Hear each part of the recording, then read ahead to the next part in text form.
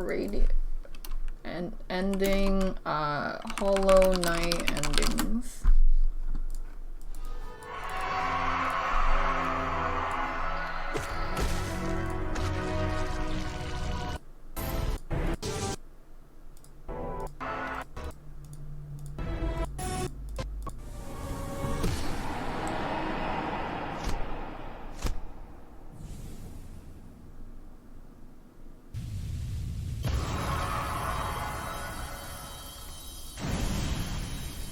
The Void is good?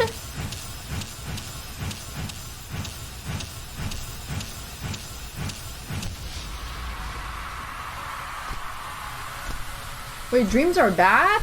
You didn't read the lore? Okay, from what I read, they didn't explain shit.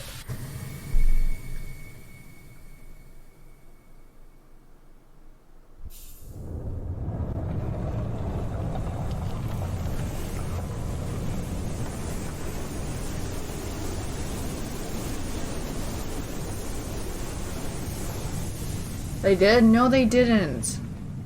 I read everything. I did.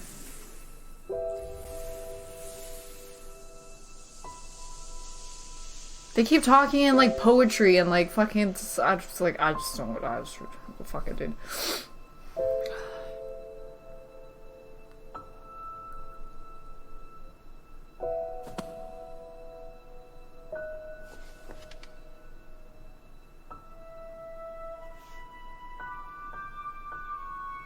Oh, I died.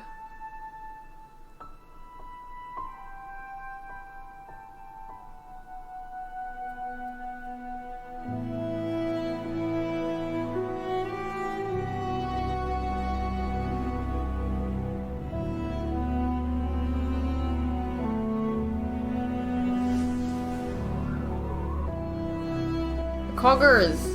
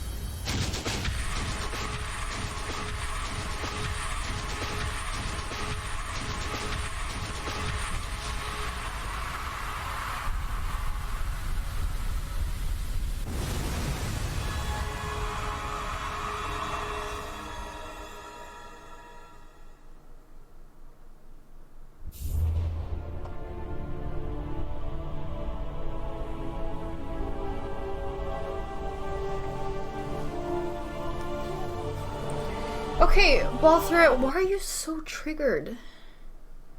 That, like, I'm just... I know that you really like the game, but not everybody's gonna be into the game as much as you are.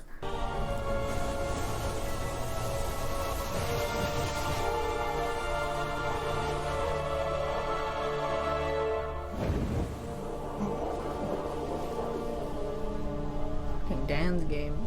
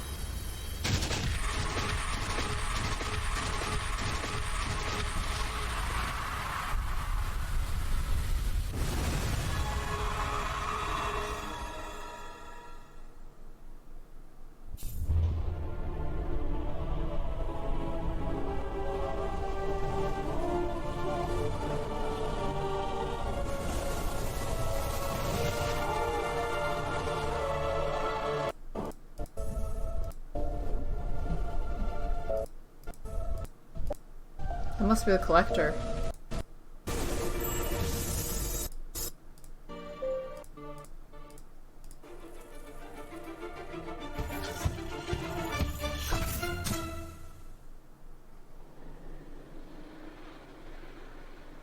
Find. Oh, this is the mushroom. What the fuck?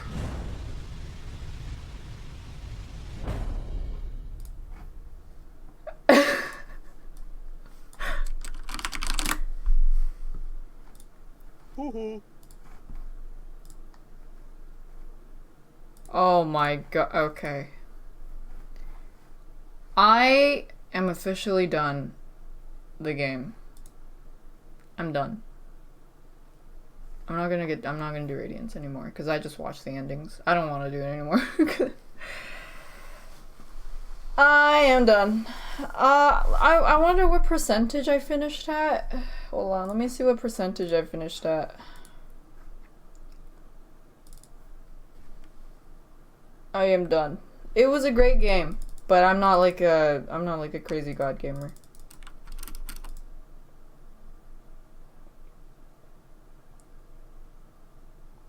Let's see what percentage it is. 86. That's an A. Good enough. Okay. I'm gonna work on the drawing, and then while I work on the drawing,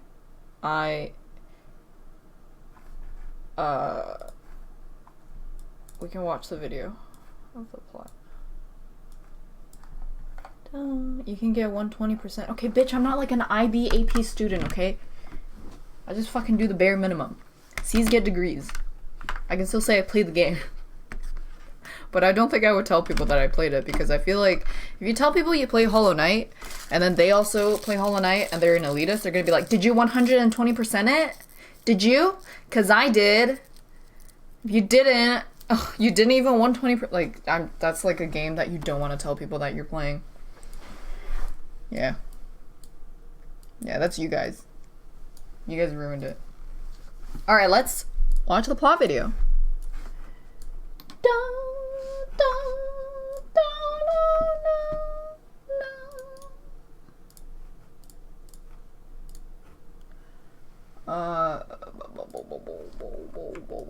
Bong shoe bong bong shoe bong shoe bong shoe bong bong shoe bong bong shoe. If I were to ask you, what are some of the best fictional stories ever told? What would you say? War and Peace? Moby Dick? Okay, hold on. I gotta change directory. Bong shoe bong bong shoe bong bong shoe. Sorry.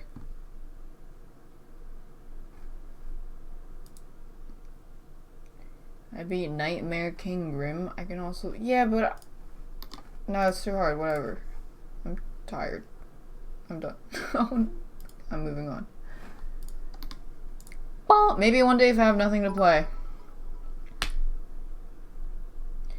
It's not updating my category. Of the MCU Infinity Saga. What's that? Oh. Thank you, Mammalian Hybrid. I think the best movie I ever watched was probably,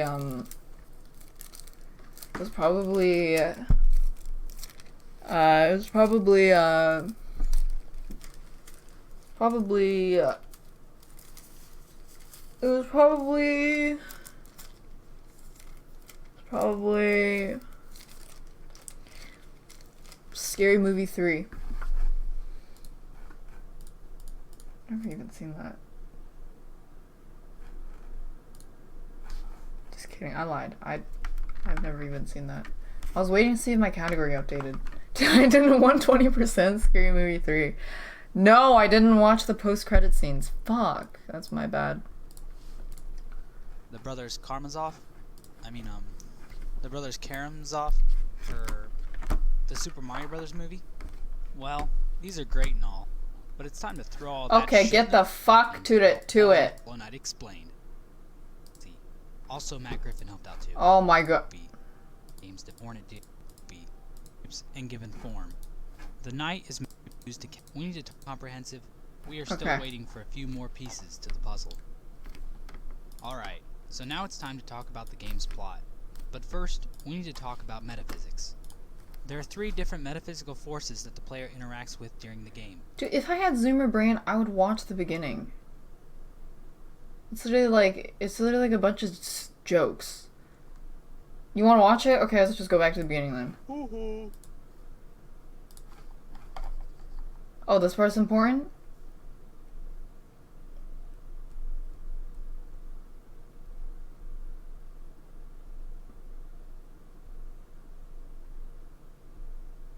If I were to ask you, what are some of the best fictional stories ever told? What would you say? War and Peace? Moby Dick? The Brothers Karamazov? The Brothers Karamazov? Oh my god! Did you see that joke? Brothers movie? Well, that was a good joke right there. Holy shit. It's time to throw all that shit in the trash. That was a good... Oh my god! Literally has everything. Action, betrayal, comedy, tragedy, relatable characters, multiple endings, and sex appeal. Lots and lots of sex appeal. Of course, it's all very nuanced. Remember how confusing Inception was? Well, Hollow Knight is basically Inception, but with bugs. So if you want to truly understand Hollow Knight, we're gonna have to go deeper. So just call me Matt Damon. Because call him Matt Damon! First, let's talk about how the story for Hollow Knight came to be. Pretty much all of Hollow Knight was made by these 3 guys. William Pellin, Ari Gibson, and Dave Kazi. Also Matt Griffin helped out too. These 3 men live in the mystical land of Australia, where everything is upside down. Their design philosophy for Hollow Knight was to leave the script blank while creating the game. Yo, this guy's so funny. Locations, oh my god. or gameplay mechanics upside down, because Australia's like over there. Thank you for the sub, Wild Spurred. By William and Ari later on in the game's development. The game script ended no, because someone made fun of me for skipping this part. It's not too bad for a game where you can literally and I was like, dude, I'm literally not skipping anything. There's still more to come. As of right now, Hollow Knight will be getting 2 more content updates and a Hornet DLC. So while this video will be pretty comprehensive, we are still waiting for a few more pieces to the puzzle. Alright, so now it's time to talk about the game's plot. But first, we need to talk about metaphysics. Yeah, I skipped to this part. There are 3 different metaphysical forces that the player interacts with during the game. Soul, a white liquidy goop, Void, a black liquidy goop, and Essence, a substance that is neither liquidy nor goopy. In Hollow Knight, Soul is used to cast spells, as well as repair the Knight's shell. Soul originates in living organisms and acts as a sort of life force. Void works kind of like Play-Doh. It can be morphed into different shapes and given form. The Knight is made of Void, for example. The only place where Void is known to come from is in the Abyss, an area at the very bottom of the world map. Essence is basically the light found within dreams, whatever that means. It can be found within whispering roots and in the many ghosts that populate the world. Essence is collected using the Dream Nail, a powerful weapon that can cut through the veil that separates the real world from the dream world. The player character travels to the dream world several times in the game to fight several bosses, and its features are vaguely defined. All it is just a bunch of rocks and floating lampposts. You know, the stuff that pretty much everyone dreams about. Now that we've established some of the forces that act in this world, let's talk about the history of Hollow Nest. All I can think of is Feels Dank, man. The oldest objects that can be found in Hollow Knight are the arcane eggs and the soul Feels Dank, man. These objects were created by an ancient society that existed long before Hollow Nest. This civilization knew how to harness the soul, yes, Pope. and they were probably aware of the Void's existence. The designs of the soul totems were most likely based on the creatures that lived during that time. On the other hand, though, some of the totems are pretty phallic looking. I'll blur them out just in case. There are also some ancient creatures still farting around in the game, albeit mostly in the form of dead bodies. In Kingdom's Edge, there's a giant corpse located next to the Quick Slash charm. In the game's code, this being is referred to as the Ancient Nailsmith. There's also an ancient being hidden inside of the Abyss, where the Lifeblood Core is found. This guy is hidden really well. Calm down, Rhea. When I recorded this footage, I didn't even know he was there. The game refers to this thing as an Abyss creature, and that's about all we know. Is this creature the source of Lifeblood? The blue liquidy goop that exists all over Hollow Nest? Maybe, but I wouldn't expect an answer anytime soon. The most important ancient creatures that we know about are called worms.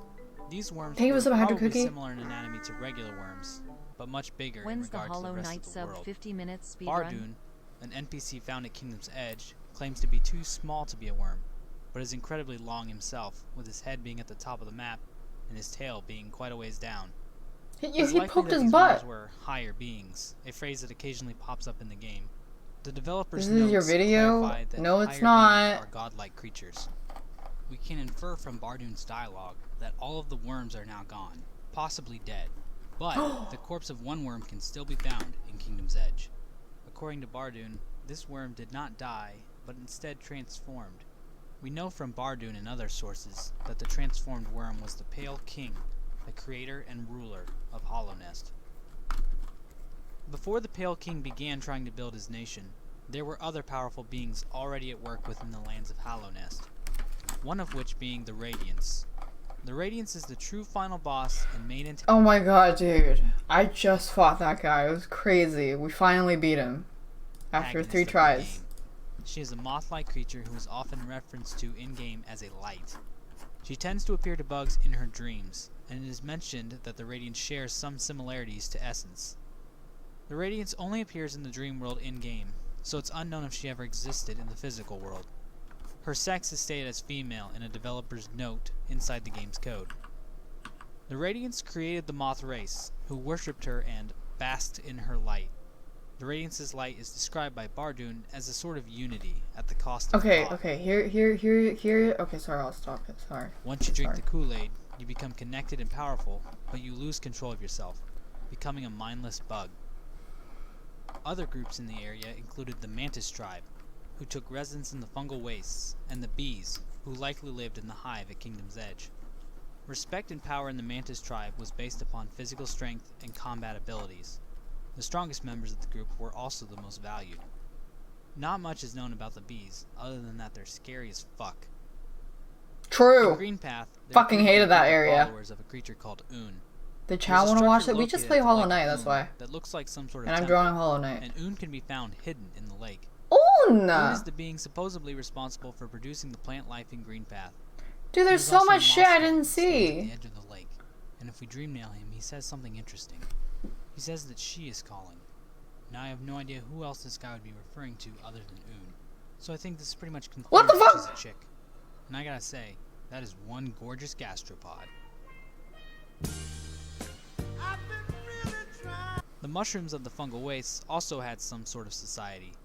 They're able to communicate with each other through a manner Bong, similar shoo, to bong, bong, telepathy. shoo. This Bong, bong, telepathy seems shoo. to involve something with spores, since the lore tablets in the area only activate when the knight is wearing the Spore Shroom charm. Within the game's code, there's a lore tablet that reads as follows: Strength in the shared self, strength in the mind united. In every bug that would pass upon our roads, only the melancholy of disparity. Now I have no idea what the shit at the end is talking about, but at the beginning clearly indicates Okay. That's why I didn't understand anything, because they kept talking in fucking Shakespearean language, and I did not understand what the fuck they were saying. that the mushrooms have some sort of connected consciousness. There's more evidence for this in the form of Mr. Mushroom. So if you haven't seen this Bong guy around, shoo, bong he's bong basically just a shoo. talking fortune cookie that pops up in various parts of Hollownest. The thing is, with the exception of the last encounter, every time you try and talk to Mr. Mushroom, he seems to be talking to someone else. And when he notices that you're there, he just leaves. Clearly Mr. Mushroom is using the shared mind to talk to other mushrooms. When Mr. Mushroom finally does talk to the knight, he reveals that he has visited many kingdoms before, and that Hollownest is just one of many. If we dream nail Mr. Mushroom, he provides us with a little poem about worms. It seems to imply that worms have been creating societies for a long time. Then, there's the bugs in Deep Nest. Now you're probably wondering, did these assholes worship a god too? Well, maybe. In Deep Nest there's a shrine located in the Beast's Den. Inside the shrine is a statue of a trilobite. And, as I'm sure we all know, trilobites are one What's of a the oldest known troglodyte? groups of arthropods. They went extinct in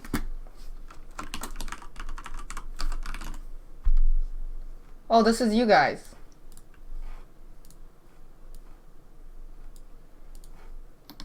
the mass extinction of the Permian back 252 million years ago. So in other words, these guys are ancient. Trilobites belong to the subphylum Trilobitomorpha. Trig. Their closest living relatives are the Tril- animals in the subphylum Chelicerata, which consists of horseshoe crabs, scorpions, and spiders. So it kinda makes sense that there's a trilobite statue in Deep Nest. It seems to be implying that the This shit residents goes of Deep Nest have been there for quite some time. For some reason, there are no lore tablets in Deep Nest, so that's about as much as we can figure out at the moment. On top of that, we're going to learn a lot more about Deep Nest in the upcoming content pack, so I wouldn't even get too worked up about figuring it out now. Hey, I killed that guy! And so the Pale King arrived in this fractured land, offering a gift to the bugs of his future kingdom. He granted them some form of knowledge or greater sentience. A hidden lore tablet in the White Palace reveals the line, "Though the worm becomes beacon, minds expanded, to yield, to devote." Also, Modamon the Teacher, in her poem Elegy of Hallownest, mentions that the Pale King taught the bugs of Hallownest and tamed their savage What souls. kind of weird fucking weed Bardun are you explains smoking? that the Pale King brought order to It's the what it's okay. I was exploring this forest and then I found a mushroom that was talking to me and it kept saying bong shu bong bong shu bong shu bong bong shu. So, if we put it all together, the Pale King granted bugs more powerful minds and promised a more ordered society. Now this is where things get a little bit complicated. Did these bugs without minds not have them because that was how they naturally were? Or was it because the Radiance had them within her hive mind? A lot of what I've read online says that all of Hallownest was under the Radiance's control, but it is never explicitly stated if the Radiance was worshipped by bugs other than the Moth tribe. The only moth in the game, the Seer, who lives in the Resting Grounds, explains that her ancestors stopped worshipping the Radiance in order to worship the Pale King. She does not mention other non-moth bugs engaging in worshipping the Radiance. Also, a tablet in Howling Cliffs states that anyone who leaves Hallownest must relinquish the precious mind this kingdom grants. Personally, I think that the Radiance was only worshipped by the moth race, and that many of the other bugs in Hallownest, specifically the husks, had always just been dumb shits. They didn't have minds to think in the first place. I'm not saying there's no evidence to support the idea that the Radiance controlled all of Hallownest. Thank you for the sub, But I haven't really Katasha. seen enough evidence to convince me of that. My biggest reason for believing this is because of the way I interpret Seer's dialogue. Seer doesn't blame the Radiance for what happened, but instead blames the people of her tribe. She never claims that the Radiance was an evil or power-hungry god, but that she was betrayed. Seer views helping the knight obtain the Dream Nail as penitence for old crimes. So, on one hand, Seer thinks that her ancestors should have remained loyal to the Radiance, but at the same time, she is willing to help the knight in its quest to kill the Radiance. The only way this makes sense is if the Radiance of the past was quite different to the Radiance of the present. After all, members of the Moth race were pacifists by nature, with few ever choosing to wield a weapon. Given the fact that she's also a Moth, the Radiance was possibly quite pacifist in the beginning, that is, until the Pale King arrived and fucked everything up for her. After such a betrayal, as well as an extended time spent in isolation, it's not a stretch to believe that the Radiance would retaliate in the way she did. Moths So, are pretty. there's my little theory on the Radiance. Some of you watching may not agree with me, but that's what I really love about Hollow Knight's story. A lot of different people have a lot of different ideas about how certain things happened, and the game leaves it just vague enough to let all of those theories be viable. Hell, there's probably evidence to support the idea that the entire game takes place on the fucking moon. So while a good chunk of the stuff in this video is probably agreed Until a upon by moth lot, comes near me? I'll let you know whenever No, start I think throwing out my Asian own dumbass superstition is like theories. when there's a moth, Regardless, it's your dead the important relatives thing to visiting take you, away that's from all why. this is that the Pale King endowed his followers with more intelligence, and then he convinced the Moth tribe to stop worshipping the Radiance. Because the Moth tribe stopped Oh, you guys worshipping can't see her, the drawing? the Radiance was sealed away, and memories of her were forgotten over time. The only lasting monument to the Radiance was a statue located at Hallownest Crown. Seer looks back on this moment with regret, viewing it as a betrayal of her people on their creator. It was out of this act that Hallownest was born. Oh my god! It's called a radiance, and then the moths worship the light because they fucking like light. Thank you for the sub depth charge. While the Moth tribe and others accepted the Pale King's rule, there were other groups that resisted. The bees, for example, chose to lock themselves away in the hive at Kingdom's Edge, deciding to play no part in the Pale King's kingdom. According to the manual for Hollow Knight, the Hive Queen eventually became too big to even leave. Every time I read this, I just end up thinking about Fight Club. The Mantis race refused the king's rule, but a truce was reached, allowing them to keep their territory as well as their societal structure. In exchange, the Mantises would protect Hallownest from the bugs invading from Deep Nest. We don't know for sure how Un and its followers reacted. The size of Greenpath was reduced, but the remaining area of Greenpath remained under Un's law. Oh my god, who's Un? The members of the Mushroom Kingdom accepted the Pale King's rule. Oh, not with complete confidence. According to the lore tablets in the fungal wastes, the slug, yeah. Faith in the Pale King's insight into future events to protect them, which is a power that he apparently had. Bardoon is the only other NPC that even mentions this ability, which is weird because it's kind of a big fucking deal, but it doesn't really seem to have much of an impact on the story, so whatever, it is what it is. The bugs of Deep Nest refused the King's rule completely, keeping themselves separate from the Pale King's domain. The Mask Maker, who resides in Deep Nest, says that the Pale King made a mistake in trying to expand his kingdom across all of Hollow Nest. Under the Pale King's rule, the City of Tears was constructed. For some reason, somebody thought it was a good idea to build the entire city underneath a giant lake, resulting in constant rain. It may be stupid, but goddamn, it makes for some good atmospheric moments. Underneath the city, the royal waterways were built, where horrific parasite monsters. They were so Tavares. Stag stations were built, making travel across the kingdom much easier. Structures such as the Archive and the Coliseum of Fools popped up. Bugs began working in the mines, harvesting powerful crystals. Geo was established as a primary currency, and it's the banker became available, allowing citizens to store all that shit they found while smacking rocks all day. King's idols began to circulate around the land so that bugs could worship the Pale King on the go. A tramway system began development, but as construction reached Deep Nest, all of the workers got killed by local bugs. As you can imagine, this really slowed down construction. Oh, that's why. The tram workers unionized, demanding to not be sent places where they could get killed. Ridiculous, I know. But after the events of Tramgate, it seemed pretty obvious that Deep Nest and Hollow Nest were not going to be getting along anytime soon. Now you might be thinking to yourself, hey, wait a minute. If the Deep Nest bugs didn't want a tramway, why is there a stag station in the distant village? Well, don't worry, we will get to that later. But let's talk about the man behind it all. The Pale King himself lived a life of reclusion. Relic Seeker Lem, a bug in the City of Tears who buys historical artifacts, claims that the king was an elusive figure. The last Thank you for the stag sub, also Purdue. mentions that the Pale King never rode the stagways. Even the Pale King's castle was kept hidden. His White Palace was built underneath the City of Tears in the ancient basin, a dark area with little life in it. Despite his introvert How did he lifestyle, fuck the queen? the king did get together with this, Oh, okay. whatever this is, and she became queen. Oh, thanks. The queen is likely also a higher being, according to the description found on the King's Soul. The queen can be found in-game, going by the name White Lady. The Pale King also assigned 5 knights to the task of protecting the realm of Hollow Nest. The 5 great knights, as they were called, consisted of fierce Drea, kindly Isma, mysterious Zamir, loyal Ulgrim, and mighty Hegemol. Not much is known about what these knights did before the fall of Hollow Nest, other than that they served the king. The White Defender's entry in the Hunter's Journal gives us the most insight into the shenanigans of the 5 great knights. He mentions the champion's call, the Wait, there's a journal? the Battle of the Blackworm. I have never Now, opened that's the a journal badass page name. my entire But playthrough. what is the Blackworm? I don't even think I had one. Somewhere in Hollow Did I Nest have too? one? So there's some flavor text for you letting you know that the 5 I never great found knights it. were apparently some Oh, pretty okay, cool that's fine. dudes. But as impressive as these events may sound, the king and his knights were nowhere near prepared for what happened next. Oh, oops. Remember how I said that the Radiants had been completely forgotten? Well, I lied. Oh. According to the Seer, faint memories of the Radiants lingered until eventually they surfaced once again. One theory suggests that some bugs accidentally discovered the statue at Hollow Nest's crown, resulting in thoughts of her to enter back into their minds.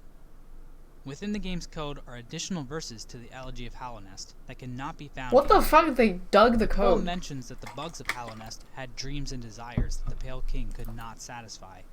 Eventually, out of these dreams appeared a light that turned the bugs back into mindless beasts.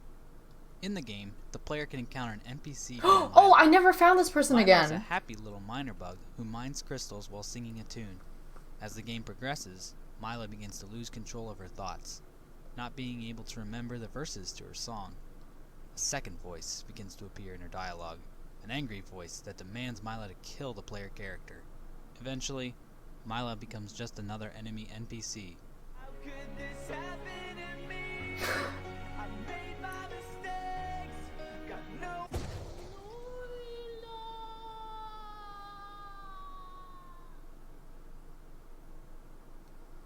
While many bugs shared the same fate as Mila, some looked for solutions. In the City of Tears, a group of intellectual bugs began to experiment with Soul. They believed that with enough Soul, they could remain powerful enough to escape the infection. The collection of souls involved the killing of hundreds of bugs whose shells could still be found in the Soul Sanctuary, or the Soul Sanctum, or whatever it was. The Pale King was against these experiments, but I guess these criminals were just too well hidden to find. Okay, I have a question. Okay. So the Pale King granted all the bugs intelligence, and so they were able to think and stuff. But then something happened to the Pale King, and then all the intelligence he granted started wiping away. So the question that they haven't answered in the video is what happened to the Pale King? The experiments failed anyway, and the Soul Master and his associates became infected. After getting his ass kicked twice by the player character, the Soul Master I keep watching, I know. Vision told him to experiment with Soul. Yeah, okay, buddy. Most of the Mantis race was able to stave off the infection, keeping Mantis Village intact despite the surrounding chaos. Within the tribe, however, a group of Mantises defected and decided to accept the infection in order to become more powerful. Oh, there is a fourth throne. One of the they four broke Mantis it. lords turned against his sisters, and he and his allies were driven out of Mantis Village and took up residence in the Queen's Garden. After accepting the infection, these Mantises went mad and lost control of their minds. The Trader Lord's daughter somehow died during these events and is buried in Queen's Garden.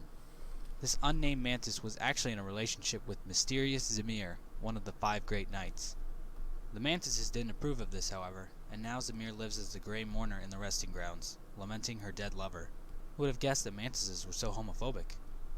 With the infection spreading across Hallownest, the Pale King became desperate to find a solution.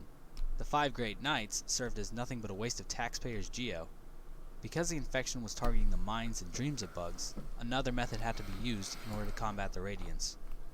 Deep down in the abyss, the Pale King found the Void, and possibly the last hope for Hallownest. Now let's talk about the Void. The Pale King is basically playing with fire at this point. Void itself is a dangerous force. It seems to oppose other forms of life, always trying to consume them. That is why the character Shade and the other Shades, called the Siblings, attack the Knight. The lighthouse keeper in the Abyss seems to have been influenced and possibly killed by the Void somehow. Confessor Gigi in Dirtmouth is terrified of the Shades, fearing that she might get swallowed up by the darkness. That's right, the Knight might seem like a little harmless guy, but underneath the surface is a monster that wants nothing more than to do terrible things to you. Kinda like Bill Cosby. As for the lighthouse, it seems like it was built as a way to subdue the sea of void beneath it. But it sounds like at some point the king wanted the lighthouse turned off. Why? Because he wanted to use the void to create vessels. Using the void, the Pale King hoped to create something that could act as a vessel to contain the radiance. This vessel had to be completely lacking in mind, will, or personality. Without these traits, the infection would not be able to control the host, and the radiance would be stopped dead in her tracks. The Pale King began experimenting with the void. Several creatures were made in the White Palace using the void, such as the King's Molds and the Wing's Molds, as well as the Collector, a boss that can be found in the Tower of Love. Oh, I never found The him. Pale King started creating countless vessels in an attempt to create one that was completely empty. These vessels were unique to the previously mentioned constructs. King's Molds and Wing's Molds are void contained within armor, while the Collector seems to be made solely of void. The vessels, however, wear shells. The game doesn't explain where these shells came from, but a metric fuck ton of them can be found in the Abyss. Well, put on your tinfoil hats, boys, because it's time to speculate. The White Lady has some interesting dialogue about this event. She explains that she locked herself away in the Queen's Garden. Her reason appears to be that she felt shame for her participation in the deed. She then mentions that she still has the urge to breed and propagate herself. I think that the Queen helped create the vessels, specifically by using her seeds. This biological origin for the vessels could explain where the shells came from, and it explains why there are eggs lying around in the Abyss. Thanks to dialogue from the White Lady, we know that the player character was born in the Abyss, not in the White Palace. And it makes sense with the phrase, born of God and void, which is later used to describe the Hollow Knight. Also, In the White Palace, a room that appears to be a nursery can be found. In this room is a chair, with what appears to be the White Lady's silhouette on it, and a cradle. What's interesting about this is that there is a melody that plays in this room which is identical to the melody that plays when the player character's shade is nearby.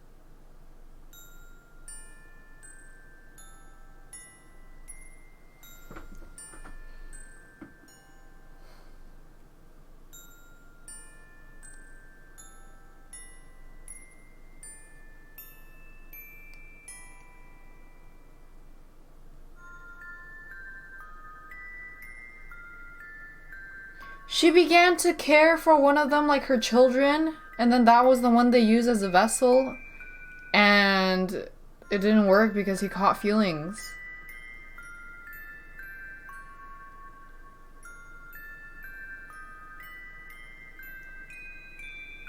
No, oh shit, sorry. This practically screamed at the White Thank you for the Lady sub, had Mookie something Poo. to do with the creation of the vessels, but I'm sure this little theory of mine is littered with problems. So for now, Or they just Pale reuse King music. created a lot of vessels No. in an attempt to find one that was perfectly empty.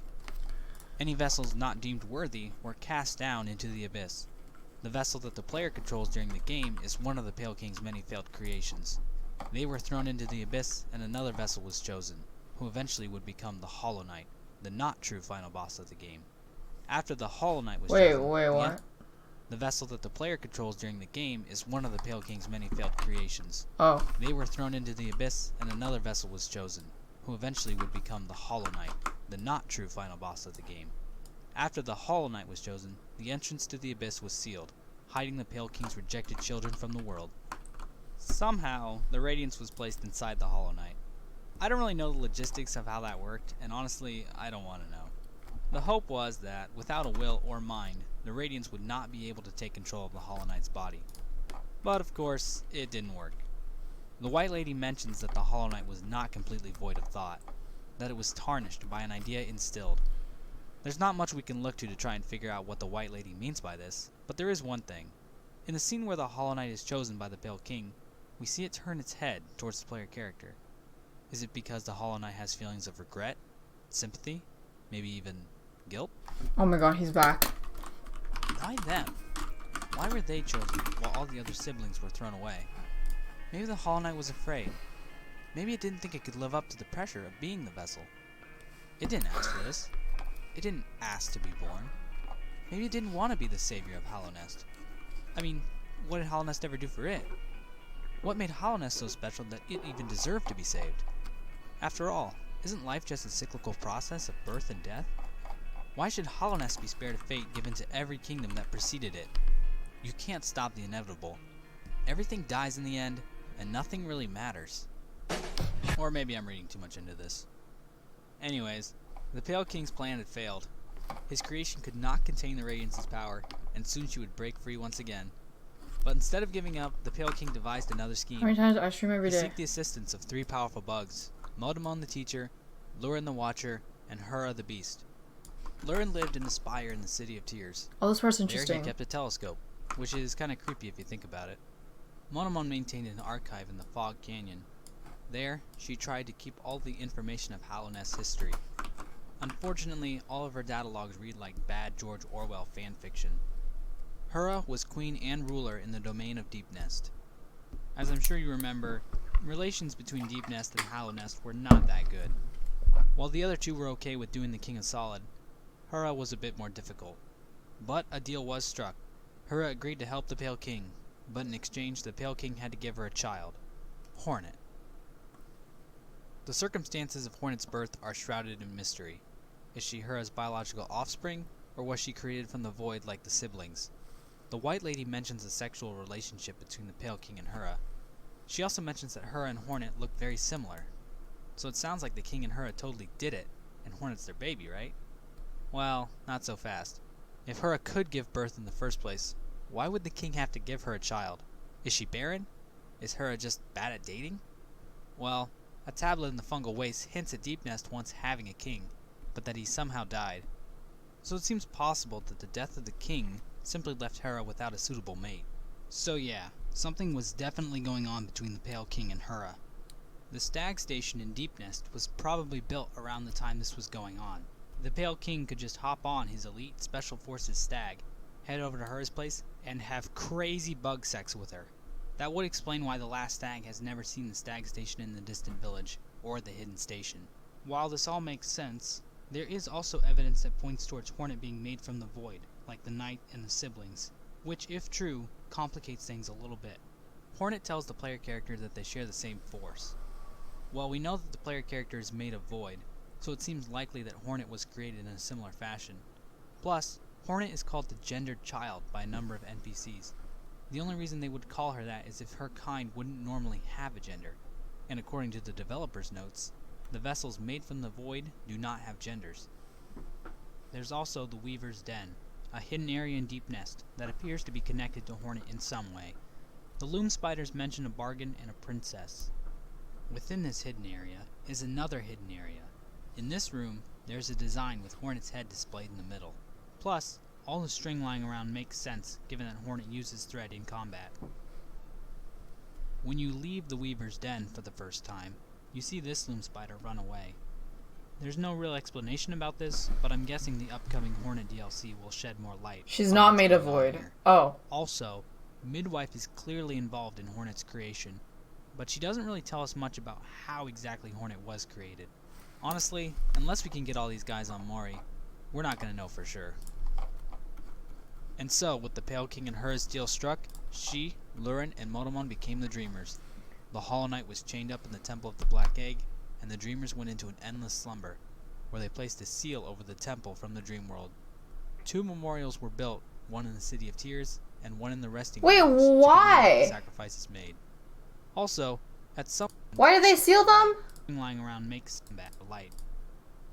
And so, with the guys on Mori, we're not going to know for sure. And so, with the Pale King and Her's deal struck, she, Lurin, and Motomon became the Dreamers. The Hollow Knight was chained up in the Temple of the Black Egg, and the Dreamers went into an endless slumber. Because he had radiance in where they placed him? a seal over the Wait, temple all from 3 the of them Dream had World. radiance? 2 The memorials Dreamers? were built, one in the City of Tears, and one in the Resting Grounds, to commemorate the sacrifices made. Also, at some point between all this, the Hollow Knight hit puberty or something. This has actually led to a lot of questions being asked about why the Hollow Knight grew, but none of the other siblings grew. My theory? Flintstone chewable vitamins. Ha! So at this point, the Radiance was trapped inside a vessel that was chained up inside a temple that was surrounded by an interdimensional telepathic force field, stationed all the way up at the top of the world. And it didn't work.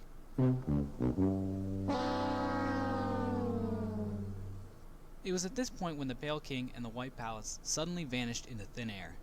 The White Lady and fierce Daira retreated to the Queen's Garden. Daira died fighting off infected mantises, while the White Lady rooted herself into the ground. Mighty Hegemol got his armor stolen by a maggot, who the player later finds under the name False Knight. Yeah, nice job, Mighty Hegemol. But this doesn't mean that Hegemol is dead, however. On August 6, 2017, Team Cherry held an AMA on Reddit where they answered questions about the game. It was revealed in this thread that Hegemol could live without his armor. Which makes sense. I mean, I certainly hope he wasn't born wearing a giant suit of armor. Mysterious Zamir remained in the Resting Grounds, waiting for some poor sucker to attempt her soul-crushing side quest so they could get a piece of heart. Loyal Ogrim moved into the Royal Waterways and changed his name to Dung Defender. Now, I'm not going to be too hard on this guy. We all have our fetishes. It may not be coprophilia, but to each their own, you know? But Ogrim's love is not exclusive to excrement. He acts as the protector of Isma's Grove, as is only accessible after beating him in combat. Isma's Grove is the grove where kindly Isma is. She is dead by the time the player finds her, however. It is clear from the Dunk Defender's dialogue that Ogrim and Isma had some sort of relationship. As to whether or not he gave her a dirty Sanchez or something, I don't know. What's a dirty Sanchez? The game never discloses Hornet's whereabouts during all this. At some point, it seems possible that she spent a good deal of time with the White Lady. This would make sense because the White Lady could have been the one who explained to Hornet everything she knows about how to stop the infection.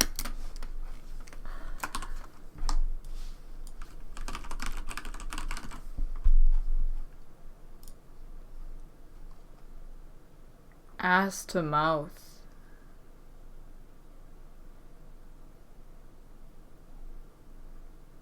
Oh, fecal mustache.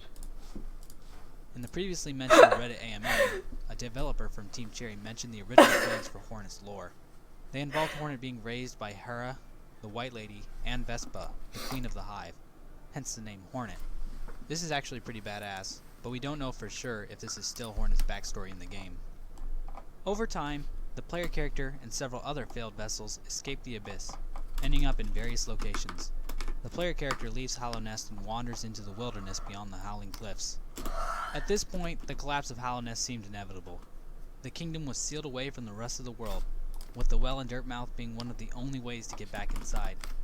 Dirtmouth itself remained unaffected because of its location on the surface. Oh, I guess it was that easy. But slowly, the bugs that lived there decided to travel into Hollow Nest, leaving the Elder Bug as one of the few remaining survivors. Time within the kingdom froze, and Hollow Nest was left in complete stasis. And basically, that's all that happens before the game starts. For the rest of this video, I'll explain the plot as if the player is going for the Dream No More ending, which is the good ending to the game. The player character, who I will refer to as the Knight, is called back to Hollow Nest by some force. They arrive in Dirtmouth The and send them Radiance. to Hollow Nest. Oh, I The don't Knight know. encounters Hornet, who at first dismisses their abilities. Hornet again appears in the City of Tears, where she encourages the Knight to travel to Kingdom's Edge, to the corpse of the Pale King's original form. During this conversation, Hornet says that the Knight holds the resilience of two voids. The two voids she is referring to are the void the Knight is made of, and the void that exists outside of Hollow Nest. Leaving Hollow Nest appears to cause bugs to lose their memories, or even their minds. Coral is an example of a bug that lost his memory from entering the void beyond Hollow Nest. Coral was originally an assistant to Motomon. When the Knight meets Coral at the beginning of the game, however, he has no recollection of any of this. This means that the Knight probably has no memory of anything at the start of the game. At Sorry, I feel Kingdom's like people Edge, start drawing Hornet maps. challenges the Knight one last time. Just The keep Knight doing what you wins, and they do. travel into the corpse of don't Worm, have where they anything to obtain the King's suggest. brand, which allows the Knight to travel into the Abyss. At some point, the Knight visits the Dreamer's shrine in the resting grounds, where the Dreamers appear to the Knight. The Dreamers admit that their powers are not working to stop the infection, but remember that their sworn duty to the King is to keep the seal in place. At this point, Motomon, Lurin, and Hera make the executive decision to lock the Knight away forever in the Dream World. Oh my god! You guys are when you guys said the HK streams, when you guys are looking for one of the HK streams, you're talking about Hollow Knight? I thought you guys meant Hong Kong. I was like, I don't know what the fuck you guys are talking about Hong Kong streams. I just ignored it. Okay, one of the Hollow Knight VODs got deleted because I said something that sounded like a bad word. Hello, darkness, my old friend. I'm so But confused. then the Knight is immediately rescued by some flying moth creature. I was so Yeah, confused. the Dreamers really And I suck just at their ignored it. Hello, darkness. Because I thought maybe they're This just moth gives the Knight a little zooted. pep talk before giving them the Dream Nail. After this sequence, the Knight awakens in the presence of the Seer, the sole survivor of the moth race. The Seer tells the Knight to obtain essence in order to sharpen the Dream Nail. Once the Knight collects 1,800 I realized essence, after the I Dream Nail was done. transforms into the Awoken Dream Nail. I With the Dream Nail, the Knight breaks the seal on the Black Egg Temple by visiting the three Dreamers and murdering them in their dreams, Freddy Krueger style. The Knight travels to the Abyss, using the King's brand to unlock the gate that kept the realm sealed away for so long. Okay. There, the Knight receives the shape Turn the lights off, which allows them Google. to pass through these annoying-ass barriers, which gives the Knight access to the building in Queen's Garden where the reclusive White Lady lives. The White Lady gives the Knight the first half of a charm called the King Soul, which is a symbol of the union between two higher beings. The second half of the King Soul is located in the White Palace, which can only be reached by using the awakened Dream Nail on the corpse of a King's Mold in the ancient basin. Oh, that's what I After a did. ridiculous amount of platforming bullshit, the Knight Oh finds my the god, second this guy's a fucking noob. I didn't even spend that long on it. King Soul. Did I? Next to the corpse of the Pale King. I don't know. But is the Pale King really dead?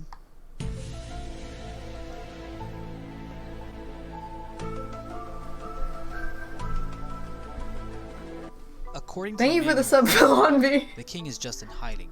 Also, we're in the dream world, which could mean that this is just a memory of the Pale King, and not the real Pale King. But, we know that the real White Palace vanished, and that this body is very close to where the palace originally stood, meaning that this could be the real White Palace inside the dream world, with the real Pale King sitting dead on the throne. But, the Pale King has been known to cheat death. It's possible that the Pale King reincarnated again into a different creature, Also, what would have even killed him? Did he accidentally walk into one of the hundreds of saw blades that he has around the castle? If that's the case, True. then he What the deserved it. fuck? But there is a chance that the King Soul is literally the King's Soul. Salubra, the bug that sells charms to the knight, reveals that some charms are created from the dying wishes of bugs. There are many charms in the game that confirm this, such as Joni's Blessing and Dashmaster. And after equipping the King Soul, the White Lady says she feels like she is in the presence of Worm once again. The Pale King might have died in the White Palace, and his wish to free Hallownest resulted in creating the King Soul. But, if that's the case, why is the charm broken in half? Did the Queen take half of the King Definition Soul path after of the Pale pain, King yeah. died? And if the charm's description mentions a union, so the charm might have existed a long time before the King's death. But the Pale King's final words are, "No cost too great." I love Those that sound movie like when the you words wrote. of a person who's willing to sacrifice himself to end the infection. But they never But- did find Tupac's body. And also, you're telling me that jet fuel can't even melt passports? And why is it that Ross Geller is 29 in seasons 3, 4, and 5 of Friends? There's only one plausible explanation, people. I've never seen Friends. He's probably dead. Either way, the knight loots Well, the you can body sit and the there. King Soul is complete. You can After beat him attaining off the King's throat Soul, and then sit the there knight travels yourself. down into the abyss, I didn't and even a know new that. area is unlocked. There, the knight can strike a big black ball with the awakened dream nail to reveal a flashback to when the Pale King and the Hollow Knight leave the abyss. The King Soul is then replaced by another charm called the Void Heart. According to the in-game description, the Void Heart unifies the Void under the bearer's will. What I think is happening with this sphere is that the knight is hitting their own reflection with the dream nail, allowing them access into their own mind and memories. The King's Soul turning into the Void Heart is what unlocks the new endings for the game. It's an important moment because now the knight is not just made of void, but has control over all of the void. Throughout the entire game, the Knight's Shade and the siblings attack the knight, but after obtaining the Void Heart, these enemies become docile. With complete control over all of the void, the knight now has enough power in order to defeat the Radiants once and for all. After obtaining the Void Heart, the knight enters the Temple of the Black Egg, unchains the Hollow Knight, and the two begin to fight. Partway through the battle, the Hollow Knight goes all 13 reasons why on us, and begins mutilating itself. A possible explanation for this is that the Hollow Knight is trying to help the knight by weakening itself. While not in the final game, the Dream Nail dialogue for the Hollow Knight has been data mined. Most of it just appears to be thoughts from the Radiants, things like "kill" and "shall blaze free." There are a few interesting lines here, however. "Kill the usurper. Our light, it would suffocate." This line implies that the knight will be able to contain the Radiants completely. Another interesting line Does seems it to include be coming DLC? from the I don't Hollow know. Knight itself. This came out in 2017 Father? September. Yeah, that's weird. Maybe the Hollow Knight noticed the King's Soul consumed inside the Void Heart, or maybe the King's Brand, or maybe the poor thing has just gone insane. Regardless, these lines of dialogue are Dad? cut from the final game, so we have to be cautious when analyzing them. At some point during Thank the you for fight, the bits, Full On Hornet Beat. pierces the Hollow Knight's shell, and the knight uses the He has Dream Nail 3 to enter videos? the Hollow Knight's mind. Oh, the Grim There, Troop. the knight challenges the Radiants. During the fight, the Dream Nail can Oh be my god, I used just on the fought him. Radiants. She says things like, "Dawn shall break," and "I do not fear you." At some point, she calls the knight her ancient enemy. Now when I hear this, the only two things I can think she's referring to are the Pale King or the Void. Without the Pale King, the knight would probably never have existed, so that does make sense. Can you say that Again, out? it's also possible Out that the to mouth? Radiants detects the King's Soul inside the knight. Ass to mouth? However, maybe this dialogue is hinting at some greater fight between the Radiants and the Void. Maybe the Radiants and the Void have some other beef. That Draw happened Hollow long Knight. Bitch, before what the their fuck you rivalry. think I'm doing right here, huh? You Maybe think it I'm had drawing something to into do my with mom or all of the something? ancient civilizations we learn about during the Hello? game. Open Who your knows? eyes. Maybe Team Cherry will make a prequel saga to explain it all. Anyway, as the fight continues, the siblings and the Hollow Knight I'm drawing the appear in Grim Dream fight. World and help the Knight corner the Radiants. The Void Actually, I starts wanna holding make the his Radiants cape down longer to using look its cool. void tentacles. And well, I think we've all seen enough hentai to know where this is. Oh, what? Acting as one, the Void engulfs the Radiants in total darkness. After the battle ends, there's a cutscene showing the Void seeping into the ground. Hornet wakes up and finds the Knight's shattered shell, and a final shot shows siblings returning back into the earth. The Radiance has been consumed, and the infection has presumably ceased completely. Hopefully, this video was able to help you better understand the plot to Hollow Knight. It's definitely a bit more complicated Oh, than that the explains average platform. that thingy. However, There are still many unanswered questions, like what's the deal with the bugs wearing masks? How does the Pale King's foresight abilities play into the story? Clearly there was some sort of plan put in place for the Knight to defeat the Radiants. Was the Pale King involved in this? And, most importantly, why the fuck are there goddamn jellyfish in a game about bugs? Could be the makes game. no sense. On, Tim Cherry. Like beat is What very entomology kind of textbooks are they subjective. selling you in Hollow Knight, the Australia? hardest game I played. Yeah, other than the jellyfish, this game is fucking perfect. I I love everything about Hollow Knight. So, I now that don't we've know. mapped out most of the plots of this game, what's the message? Is there a greater meaning to it all? People have argued that the White Walkers in Game of Thrones are an allegory for climate change. They're wrong, but maybe Hollow Knight has some sort of similar allegorical message. J.R.R. Tolkien flat out said that the Lord of the Rings is not an allegory at all. It's literally just about some short people with big feet who hate jewelry or something. Maybe Hollow Knight is a cautionary tale Hey, Dark about the Souls, dangers of temptation no. and how we shouldn't let our desires control us. No. Maybe it's a story about the dangers of imperialism and how trying to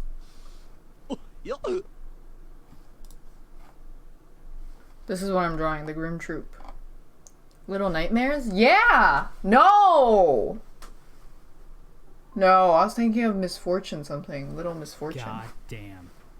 That's an amazing title screen. Wait, that's Grim Troop mine. is finally here, and with it comes some new lore for us to try and decipher. Not only do we have Grim and his lackeys to discuss, but there's also more lore for the Pale King, and some new developments with some of the current residents of Hallownest. The new lore this time around is somewhat uplifting, but mostly just incredibly depressing. Then again, given Team Cherry's track record, are we really that surprised? This is the Grim Troop Explained. So, what is the Grim Troop? Right, Digimon, Well, it yeah. appears to be some sort of traveling circus. They appear in-game after the Knight lights the Nightmare Lantern, which doesn't appear until the Knight uses the Dream Nail on the corpse of a nearby bug. This use of the Dream Nail is important, because it establishes the connection that the Grim Troop has with the Dream World. The Hunter's Journal entry for the Nightmare King contains a quote from Seer. She explains that at some point Please in the past, refund? the No, it's Dream mine World now, was yoinkies. split. Always a slut This for the split was Gmod. between dreams and nightmares. Thank you for with the the bits, nightmares being Malian. sent to Okay, the wait, sorry. Okay, speaking about refunds, remember before I left on Japan trip, I was playing Hollow Knight, and I think I was killing like the defenders or something, the big woolly guys that you have to beat two at once. And then some guy donated $5 and was like, "Hey, my friend's feeling kind of down. Could you give her a shout out or something on her for her Instagram?" And then I was like, "Yeah, remember that guy? He actually refunded the $5. I forgot to mention.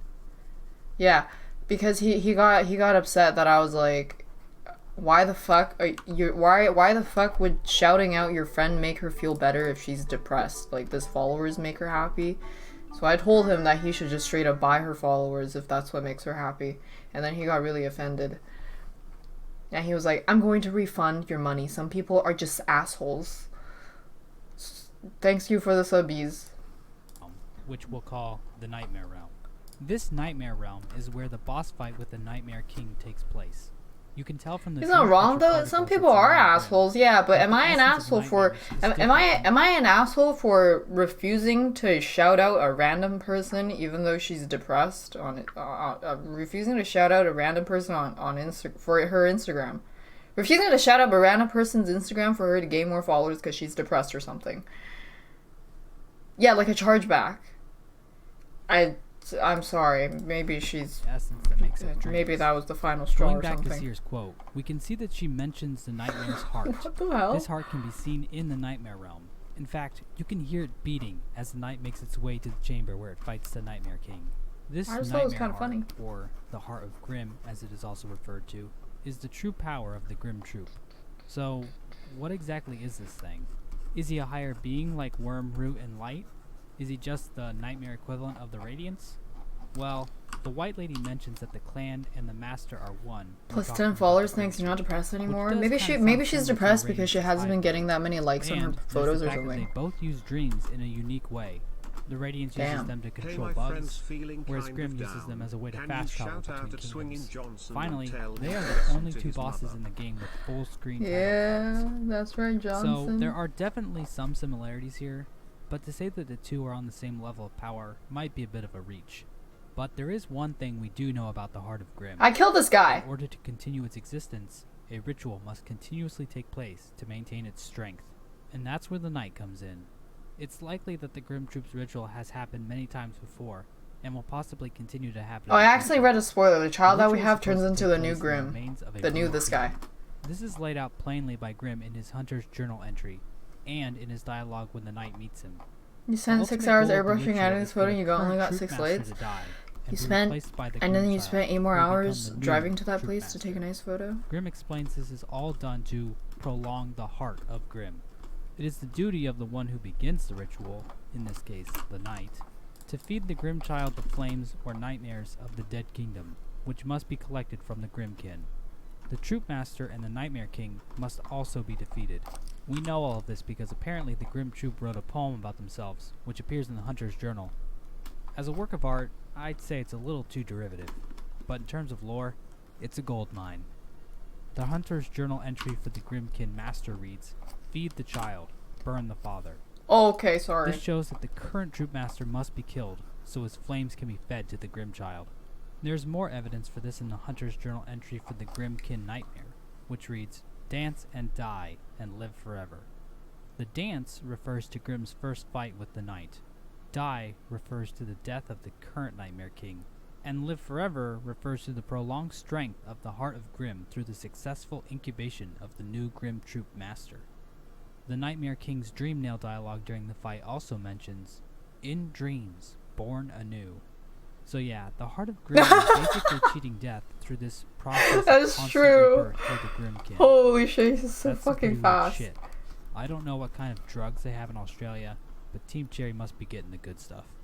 Once the Grimm Troop quest is completed, wearing the fully upgraded Grimmchild charm while talking to the White Lady will trigger new dialogue. What? She mentions the Scarlet Letter after seeing a familiar flame within the Grimmchild's eyes, implying that the heart of Grimm now resides inside of the Grimmchild.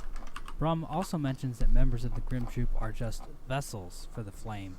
This would explain why the White Lady says that the Knight and the Grimmchild are similar. They both act as vessels used to contain powerful beings. But although the White Lady describes the Grimm Troop as all in one, there is one within the ranks who does not want to participate in the ritual. When collecting the last set of flames, the Knight can find Brum in Deep Nest, where he confesses his desire to banish the Grimm Troop. Brum explains that the Grimm Troop are trapped in servitude to Grimm, and that the endless song of Grimm's survival should be silenced. Confessor Gigi mentions that the completion of the ritual may cause suffering, but Hallowness doesn't really seem to change, even if the ritual is completed. The White Lady doesn't even give a fuck if you help out Grimm or not, so long as the Knight still stops the infection. So in reality, I'm watching the only lore. people who potentially suffer from Grimm's shenanigans are his servants. Aside from Brum, there's also Divine, the Grimsteeds, the Grimmkin, and the Grimmchild, who all reside within Grimm's troop. In fact, even Troop Master Grimm himself seems to be a slave to the heart of Grimm, just so he can live forever. It's at this point that the player has a choice to either go back to Kingdom's Edge and banish the Grimm Troop, or return to Dirtmouth and defeat the Nightmare King. That's right, it's like a choose-your-own-adventure book, except that one choice is clearly far worse than the other one. There is no good reason to banish the Grimm Troop outside of getting an achievement. If you choose to banish the Grimm Troop, you miss out on fighting the Nightmare King. And while the Nightmare King is frustrating as fuck, he's definitely one of the best bosses in the entire game. So what do you get from banishing the Grimm Troop? Well, you get a new charm that replaces the Grimmchild charm, causing you to lose custody of Grimm Jr. I will remember you. Will you remember me? But the worst part of it is when Brum comes to Dirtmouth under a new name, Nim. What? Hitler? Mentions that the Grimm Troop hide their true identities in forms dreamed, whatever that means. Maybe Nim was Brum's original name before somehow joining the Grimm Troop. Dream-nailing Nim reveals that he has no recollection of his past at all. So, why is having Nim in Dirtmouth so bad? Well, Nim brings along his accordion bug thingy, and starts playing a carnival-like rendition of Dirtmouth's theme. So now, you've got Salubra making endless moaning and laughter sounds, Zote constantly running his mouth off just off screen, And now this asshat has to play his fucking music right next to the goddamn bench. Any sort of ambience or mood that Dirtmouth once had. Wait, you get her completely going gone. like that? I mean, no offense to Christopher Larkin or anything. His music is godlike and I masturbate to it all the time. But this is not worth missing a boss for. Brum's desire to betray his master is a cool idea and all. And That's I her think it might have been blessing. included as a way for people to get a 106 completion file without having to fight the Nightmare King Grim. Cause, you know, he's hard as fuck. But still, it seems a little weird to me. Before we move on, one last thing. Grim seems to draw some strong inspiration from vampires. During the fight, he turns into these things, which are close enough looking to bats. And he sleeps from the ceiling, like bats do. Also, the black, white, and red design is pretty similar to Dracula as well. It's also interesting that Hollow Knight is a Metroidvania game, and now clearly has elements that the two series are related to. Vampires and fucking flying jellyfish monsters. Another cool Halloween reference can be found in the game's code. For all of Brom's dialogue inside of the tent, his text entries are titled under Igor, not Brom. Igor is the name of an assistant who appears in several Frankenstein and Dracula films. Then there's the carnival theme, which is another scary trope. Also, Grim's name is obviously a reference to the Grim Reaper. So yeah, a lot of Oh, different really? I things thought it can was come referring to together Grimace, create the Grim the Reaper. McDonald's But hey, there's some mascot. more lore stuff to talk about in this content pack, the next big piece being the Path of Pain. It is now possible to re-enter the White Palace, where a new platforming section can be found. The lore tablet at the beginning of the area informs the player of the painful suffering that will occur. Dude, I beat that so Artie easily. Gibson Did you is see the me original speedrun it? layout for the White Palace. So if he did the Path of Pain as well, then goddamn, this guy really has gotten good at causing suffering. He should become a dentist or something. This section of the game features the Sealed Vessel theme, which plays when the knight is trying to get the Void Heart. This song was really fitting for that section, but here, it kinda gets ruined by the fact that we end up hearing it for so fucking long. It's I pretty spent good though. an hour trying to get through this section, and then I experienced a bug at the end, where I couldn't exit the room with the King's Mold. A lot of people experience this bug, and Team Cherry has since patched the game. I didn't wait for the patch though, so I just did the Path of Pain again on my Steel Soul file. It was fucking brutal, but Holy I shit, finally this made guy's it to the insane. next room. I was really excited to see what my reward was gonna be. And what was it?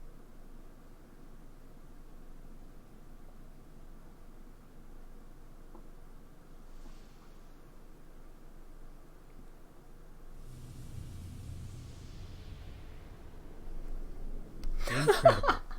This is huge, guys. Now, there's a lot going on here, so let's run this scene down, play by I mean, play, it is. just in I case mean, you may it's have kind of missed interesting because he's making a something. lore Pale King and the video. Hollow Knight are looking off into the distance, and then they look at each other, and then the scene ends. That might not seem like much, but in terms of Hollow Knight lore, this is like the fucking holy grail.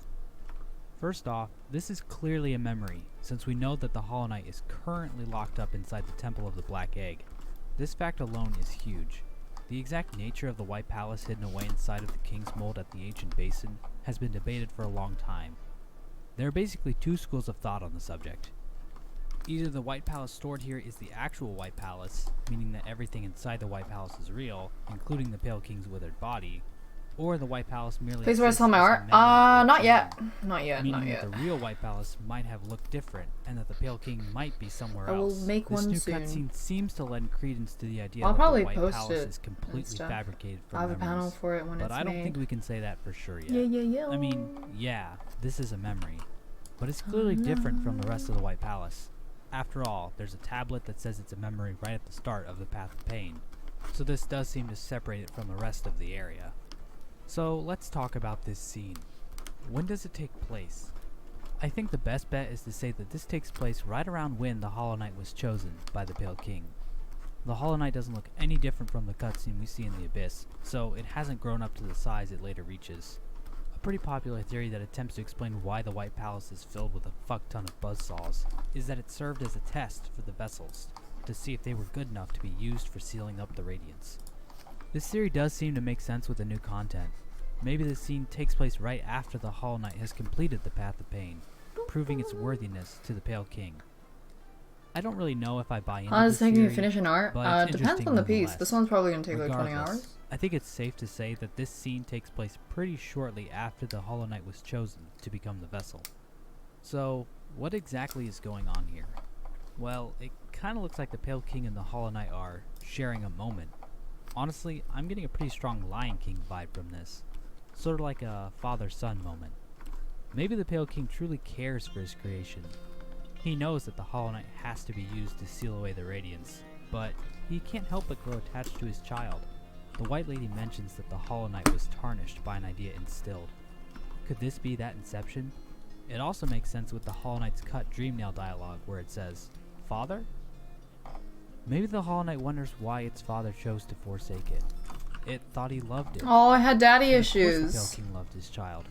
But what could he do? His people needed him. After all, no cost too great. And the cat's in the cradle and the silver spoon. Little boy blue and the man and the Honestly though, this actually made me really sad. Everyone likes to say that the Pale King is an asshole, and while that may be true, this is a really humanizing moment for him. I feel like I understand him a little better now. Viewing this cutscene also unlocks a new entry in the Hunter's Journal. The new entry is for the Seal of Binding, or SOB for short. So I think it's pretty safe to assume that the SOB was somehow used in an attempt to seal the radiance inside the vessel in the Black Egg Temple, but we do see it pop up in other places too. This seal can be found at the entrance of the Path of Pain, in the room before the memory, as well as inside the Weaver's Den. The Hunter's Journal explains that the SOB is used to contain a powerful force, or to preserve something of great importance. So it seems like an SOB was used to preserve the Pale King's memory of this moment, and it was kept within the White Palace. As for the SOB in the Weaver's Den, well, thanks that's for a being tricky here, one. Expert Data. In this update, we Any do learn strong more about advantage the over Weavers. Photoshop? A Not. new charm can be It just found in the blends Weaver's better. Den I think called the Clip Studio Weaver's Paint Pro is a Song. lot better than The description Photoshop for and this Sai. charm explains that the Weavers left Hallownest to return to their old home. And aside from the one Weaver that we can see briefly as we leave the Weaver's Den, the place does Should I seem give him a abandoned. dab? Wearing the Weaver's song while talking to Midwife triggers new dialogue for her. Midwife explains that the Weavers use their looms to weave songs, shields, and even spells. Did the Weavers create this SOB using their silk? It seems possible. Pair of But if sleeve, so, yeah. what were they sealing? Well, the Hollow Knight's head can be seen in the middle of the seal, so maybe it has something to do with that. Unfortunately, I think we're gonna have to play the waiting game for a little while longer. So, there's all the big chunks of lore we got from the Grimm Troop. But there's also a few little details worth mentioning. At one point, Grimm mentions that the knight is a vessel discarded. We already knew this, but it's always nice to have more confirmation. Another character introduced in the Grimm Troop is Divine. The top half of her looks a lot like Leg Eater, but her bottom half doesn't. If the player uses Divine to transform all of the fragile charms into unbreakable charms, talking to Leg Eater with an unbreakable charm equipped will cause him to travel up to Dirtmouth to seek out Divine. And then Divine eats him. This appears to be an example of sexual cannibalism, where a female Vor! will cannibalize a potential mate either before, during, or after copulation. This practice can be seen mainly in spiders, as well as mantises and some other insects. So while Leg Eater might no longer be with us, we can only hope he was able to bone one last time. I will remember. And then there's Oh, that's a Brett. crackhead. Basically, if you've unlocked the Grey Prince Zote boss fight before this update, I did this yesterday. Bretta would sit by Zote, listening to him contently. Since the release of Grimm Troop, however, her interest in Zote now dwindles the more you defeat the Grey Prince. If you are able to defeat Grey Prince Zote 10 times and get the gold Zote I didn't do statue, 10 times though. Bretta will disappear, leaving Zote to yammer on to no one. Elderbug tells us that Bretta left towards the Howling Cliffs. And Yeah, I did Bretta's 4. writings inform us that she has left to find a new love, since neither Zote nor the Knight were good enough for her. So, who will Bretta eventually end up with? Well, there are many eligible partners still left in Hallownest, each more becoming than the last. Honestly, this is one of Hollow Knight's greatest mysteries to date. Forget about that Veruvian grub shit. This is what we all need to be trying to figure out before Content Pack 3 arrives. One final thing. In the room where the Dream Shield is Hey, Raw located, Demon. there's a Denon? statue that can be dream nailed. It reads, "Protect yourself. You are our last." So what does this mean? Well, it might be referring to Seer, who is the last moth. Well, that's about it in terms of lore, but this video is running a little short, so I figured I'd share with you my thoughts on the latest content pack. Personally, I enjoyed it very much. I know the Grim Troop quest stuff is just a glorified fetch quest, but my desire to learn more about the Grim never made it feel like a chore. And yeah, the bosses are really good. Grim is fun, and Nightmare King Grim is such a refreshing challenge. On top of that, there's more lore in this pack than Hidden Dreams, and, you know, Hollow Knight's lore is kinda interesting, I guess, so that's always nice. I will admit that I'm not a big fan of the whole getting locked out of the Nightmare King Grim fight. I mean, in terms of lore, it's a nice addition, but yeah, I just feel bad for anyone who accidentally banished the Grim Troop without realizing that they're missing out on fighting a new boss. Hey, Daiso Japan. But other than that one gripe, this content pack is amazing. The lore, the loot, the boss battles, the music, it's all top shelf shit, my friends. But honestly, I think we all know what the best part about the Grim Troop update is. The knight finally faces the right way when exiting the tram.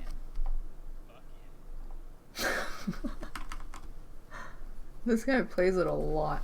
There's still the Godmaster one. Oh, mine. Hold on. There's still the Godmaster. I don't know what that one is about. Much.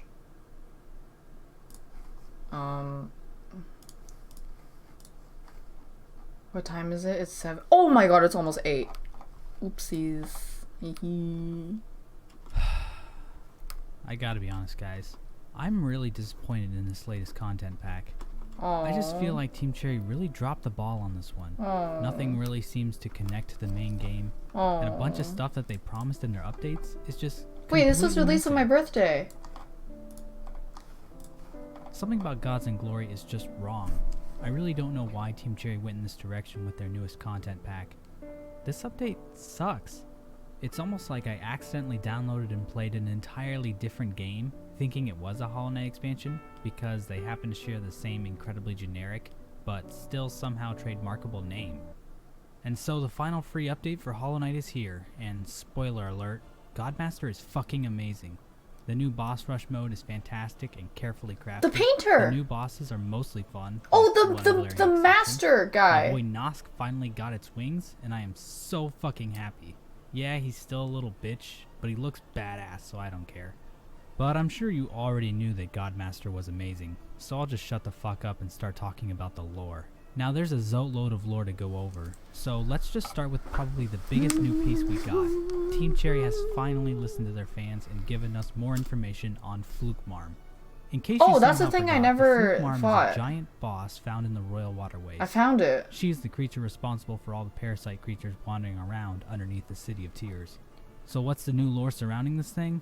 Well, in Godhome, there are statues that represent each of the bosses in the game. With these statues come short descriptions of each of the bosses. And for Flukmarm, we got this. Alluring God of Motherhood. That's right, according to the Hollow Knight lore, this thing is alluring, or in other words, attractive. Which means that Flukmarm is now canonically a MILF. Not only that, but we also get a new character related to Flukmarm, the Fluke Hermit. We meet Fluke Hermit high up in the junk pit, below the nailsmith's hut.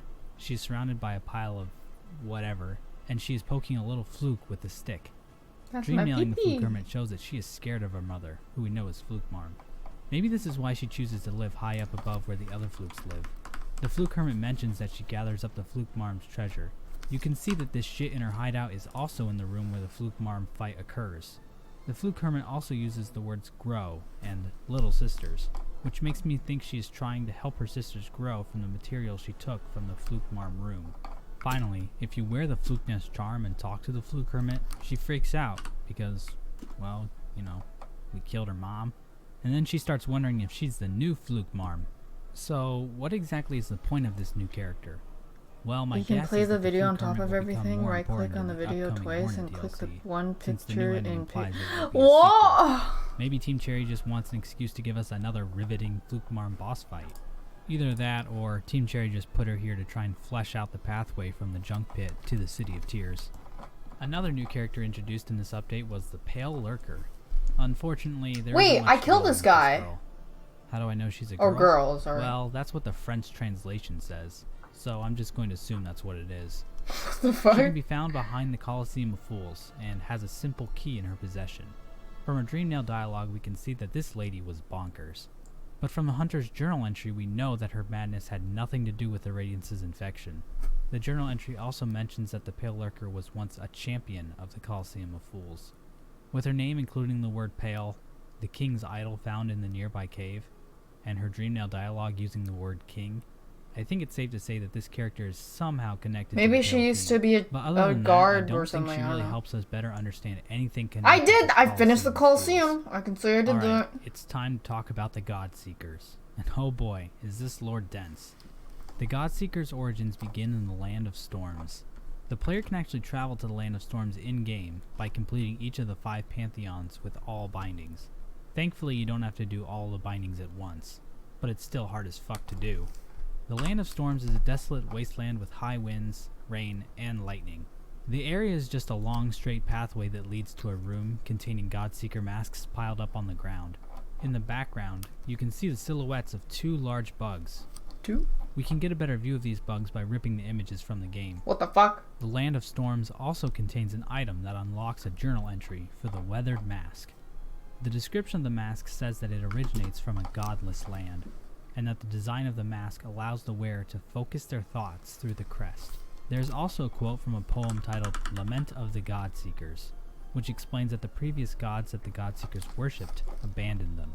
It's hard to say what the Godseekers did to cause their gods to forsake them, but it must have been something horrible. Or it's possible that their gods just died. Oh. Maybe these silhouettes are of the old gods' corpses. Regardless of why the old gods are gone, it's clear that their departure had a negative effect on the Godseekers, and it has to do with how the Godseekers' mind works. The Godseekers have a shared mind. The Godseekers we talk to in the game almost always say our mind, as if they share one singular mind. The I don't know how I wanna Godseekers do in this. Godhome also mention that their mind is a sea. With this shared mind, the Godseekers attempt to connect themselves to the gods. The description on the Weathered Mask mentions that the wearer's thoughts are focused through the crest of the mask. It is through this focus that the Godseekers are able to communicate with the gods and ascend their own mind. They're The euphoric? Godseeker in the Royal Waterways puts it best when she says the following: "By attuning ourselves, we clutch at their greatness, their immortality, their unknowable splendor." During the Pantheon of Hallownest, the Godseeker also says, "We live only to serve the gods, to seek them out." So what happens if there are no gods around for the Godseekers to attune with? In their lament, the Godseekers mention a woeful silence after the gods of thunder and the gods of rain departed them. Also, there's this line from the Godseekers where they ask what gods will save them from their silent mind. So yeah, the Godseekers really want to be around gods. Oh Otherwise shit, their mind Chad fights tomorrow. suffers in silence. Which brings us to the next part of the story, the journey to Hallownest. Turns out there is yet another hidden area in the new DLC. This one happens completely by random when you Dreamnail the Godseeker in the Royal Waterways. Even before I went to Japan, I was Instead of streaming being these taken to Godhome, these we were taken to hours, a by the way, strange Scourge. area that looks similar But to thanks the for being Halloween here. Cliffs. What time is it? It's 8 Here a.m. we see the Godseeker hiding in a cave next to a Thank you for the host, Lakari. I hope you had a good stream, Bold. How was the podcast? New gods. After you look at the device, I can't you believe get Moon kicked was out of on the it. area That's and booted crazy. back Moon into never does Godhome. anything. This scene appears to be a memory from the Godseeker. showing Also, her I think, journeying out of the Lakari, I land of think you would storms like and finding Hollow a new Knight if god. you haven't played it The yet. device is likely an older version of the God Tuner, an item the knight receives after opening the cocoon that the Godseeker was sealed in. The God Tuner seems to have a couple of different abilities, one of which being the ability to locate powerful beings. It is with this device that the Godseekers were able to find Why is this over Hallownest. here? In the Pantheon of Hallownest, just before the Pure Vessel fight, the Godseeker mentions that the lingering power of the Pale King's presence in Hallownest was what led the Godseekers to the kingdom. The Pale King's afterglow must have been picked up by the God Tuner, leading them straight into Hallownest. This is where things get a little weird. The next time we see the Godseeker, she is inside of a cocoon with a lock placed around her. The Godseeker probably didn't place these chains upon herself, unless she used some sort of reverse David Blaine maneuver, so it was probably somebody else who did this. In one of her dialogues, she mentions that her sleep was a forced hibernation. I think it's worth pointing out that this cocoon is also called a coffin in the game's text files. I speculated in my last video that it was the Pale King who locked the Godseeker up. This doesn't make sense, however, seeing as it was the Pale King's afterglow that led the Godseekers to Hallownest in the first place. Ignoring so who else could have host? done this? What? I thanked it Well, right there's the away. neighbors, but it seems like they would use spells or spool rather than chains and a I think key. I thanked it too fast So that maybe you it was must have one of thought the I 5 ignored great it. knights, possibly the Dung Defender. Thank you the again. Grey Thanks, Knight, Lakari! or Hagamel, if he's still alive, that is. Or maybe it was Hornet. But it Shut the fuck seems up, weird Bass. that I she rated wouldn't V. warn the knight about Stupid the bitch. Godseekers if she knew they were in Hollow Nest. So yeah, I'm clueless on this one. Once the knight Thanks, opens the Uncle. cocoon, Thanks, the bald Godseeker uncle. falls out and drops the God Tuner. When you first pick up the God Tuner, a description of the item pops up. It says, "Seek the gods of Hollow Nest, tune their power, through their strength ascend." The Godseeker will tell the knight that they are listening for the gods, Maybe I should make but these that some of fatter. them are still distant and must be awoken. So it's up to us to seek the gods, and with the God Tuner, attune them to the Godseeker's mind. I don't know why the knight keeps agreeing to perform errands for all these random bugs it finds. It does know it's allowed to say no, right? And so, as you encounter all the different bosses in Hollow Nest, they become attuned to the Godseeker's mind, where they appear in both the Pantheons and the Hall of Gods. At this point, I think I should point out that some of the bosses that are classified as gods are a little strange. I'm not sure why anyone would ever consider the massive moss charger to be a god, but hey, maybe the Godseekers are onto something. Maybe you could make a religion out of this. I'm about Anyways, to start a let's religion. talk about what happens inside of the god home. The Godseeker starts off by calling the knight a cringer. What? She then tells the knight to get lost because it is too puny to be in the home of gods. From this point, the player So that's now kinda has access yikes, to bro. the Hall of Gods, a place where they can refight bosses on a variety of difficulties. What? But the main thing we wanna look Yikers! at are the Pantheons. This is where all the new bosses for the update can be found, including the Nailmasters, Sly, the Pure Vessel, and the Absolute Radiance. These bosses weren't integrated into the base game, so it appears that the Godseekers can attune with at least some beings without needing the knight to go fuck them up beforehand. Let's look at the Nailmasters first. Unfortunately, we didn't gain much new lore from them. The first fight is between Oro and Mato. In his Dreamnail dialogue, Oro mentions how his path is his alone, which is pretty much what he said in the base game. Mato's most interesting line is, "Don't leave me behind," which What the really fuck, he doesn't tell us flew? much. Probably the best part about the fight is this moment.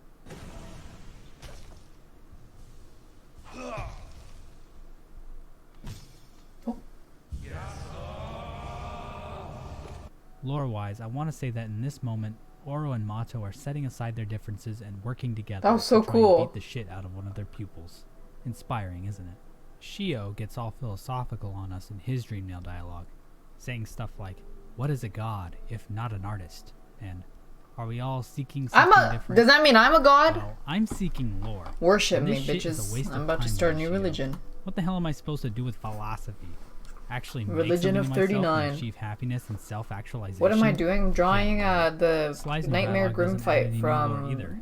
He's still a badass Hollow boss, Knight. though. I especially like the part where he starts jumping all over the fucking walls. the But fucking I exactly didn't walls. teach his Okay, technique to the jeez, Nailmasters. sorry.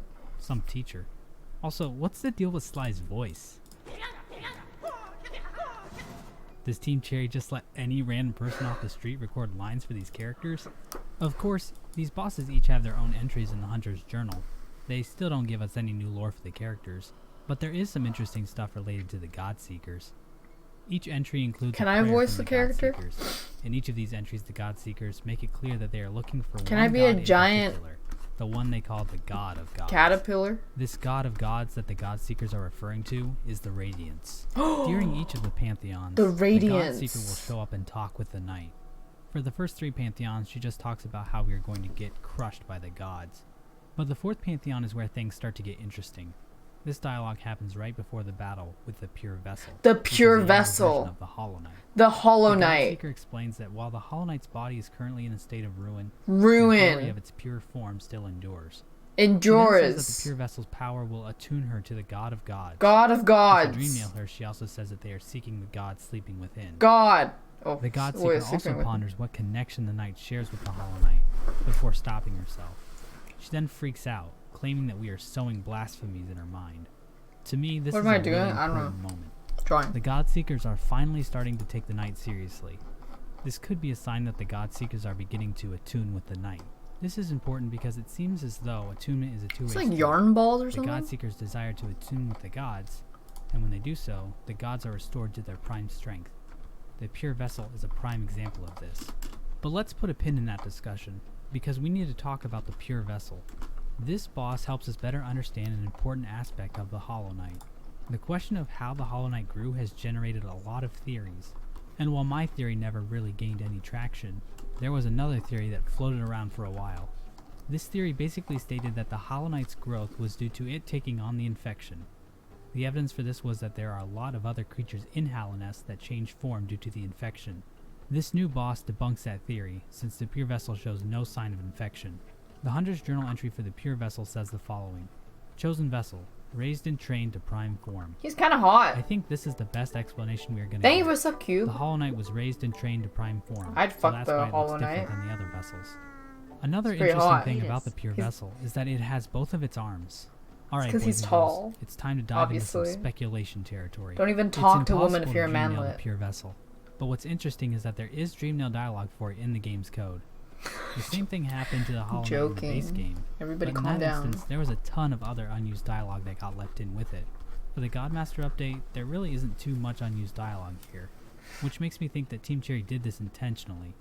These are the Pure Vessel's actual thoughts, we just aren't allowed to see them in game. Holy. If this Oh is my true, god, then those the attacks fact are that it has insane. dialogue at all indicates that the Pure Vessel isn't truly hollow. Looking into what the dialogue says is pretty depressing, honestly. The Hollow Knight is basically just Conceal, telling itself don't to stop feel. thinking. Don't let So if the Hollow them Knight is actually thinking know. these But thoughts, now they then that means it know. must have been told what its purpose was, probably by the Pale King. So it knows what's at stake, and it knows it isn't truly hollow, so it's trying its best to keep itself from thinking or feeling anything for the sake of the kingdom. No. The Hollow Knight wanted so badly to save That's Hallownest like what you from the guys do, infection, so you but don't that get hurt. feeling, You try to pretend that like you can't desire, feel anything, but that deep hope, down, was ultimately you what hurt doomed them all. on the outside. You Kind of skirt ironic, skirt. don't you think? After the battle, we get this Hey, cutscene. dance game, you don't skip.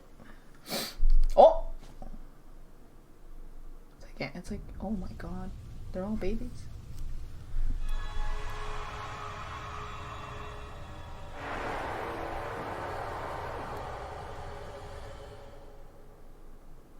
The scene shows the knight in the same pose it makes after teleporting somewhere. It then looks up and catches the Hollow Knight's eye holes.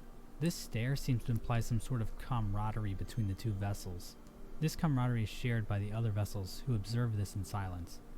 There's definitely room for more interpretation here, but I personally don't think that there's much else going on. Then a light shines down from above, and we hear the Radiance's trademark roar. We then hear another roar as a wave of void covers the screen. So we are all well acquainted with the Radiance's roar that happens in this scene. But what is this new roar we hear? The name of the audio file implies the roar comes from something called the Shade Lord. We're going to be seeing the Shade Lord a little bit later, The so what now? let's table this discussion for now. I want to mention a few miscellaneous things before we move on. Bye, John Levis. There's a Hollow Knight lifeblood looks room that cool. can be I actually accessed think from you would Gotham. really like it if you like You have 2D to complete at platforming least fighting 8 games. binding challenges in the Pantheons to open the door. Well, Inside, there's an object you can strike Yeah. to activate Yeah, lifeblood yeah, cocoons yeah, that will show up during yeah. the Pantheons. On top of that, you can also see our friend the Abyss Creature. So what does this tell us about the Abyss Creature and lifeblood I'll get mineral? spoiled. It's fine. Pretty much nothing, other than that this thing classifies as a god, which is obvious. Some of the bosses in Godhome have new Dreamnail dialogue. Hornet appears to know that she has been pulled into Godhome, but she seems unsure of what exactly is going on. From looking at his Dreamnail dialogue, it's obvious that Grimm is fully aware of what is happening. In fact, he even bows to Godseeker before each fight. Both of these characters have some sort of godlike status. Grimm is a higher being, for sure. As for Hornet, her father was the Pale King, so she is like half higher being, or whatever. So this is probably why she is only somewhat aware of what's going on. And now we move on to the What's the other fifth one and she final says? Pantheon. This is where you have to fight almost every single boss in the game without dying. Yeah, it's hard as fuck. In fact, it's harder than fuck. If this is fuck, then this is the Pantheon of Hallownest. The biggest problem people seem to have with this Pantheon is that there are new endings for the game. Who the locked fuck behind did the it? 42 boss gauntlet. I can see why this would upset people. Personally, I don't think Team Cherry made the wrong choice by putting the new endings behind such a difficult challenge, but I also wouldn't be mad. That was a if they rhetorical made it a question. little more Everybody knows that I accessible did later. it on When we stream. first see the Godseeker in this Pantheon, she marvels at how far we've come, and she tells us that the Godseekers will be listening closely to us.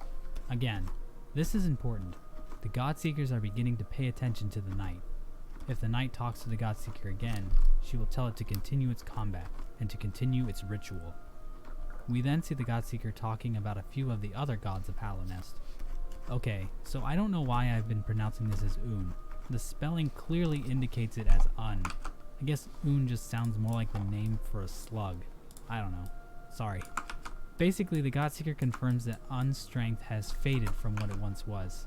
This explains why she has stopped appearing to her children in Greenpath. The next god we see missing out on the party is the White Lady.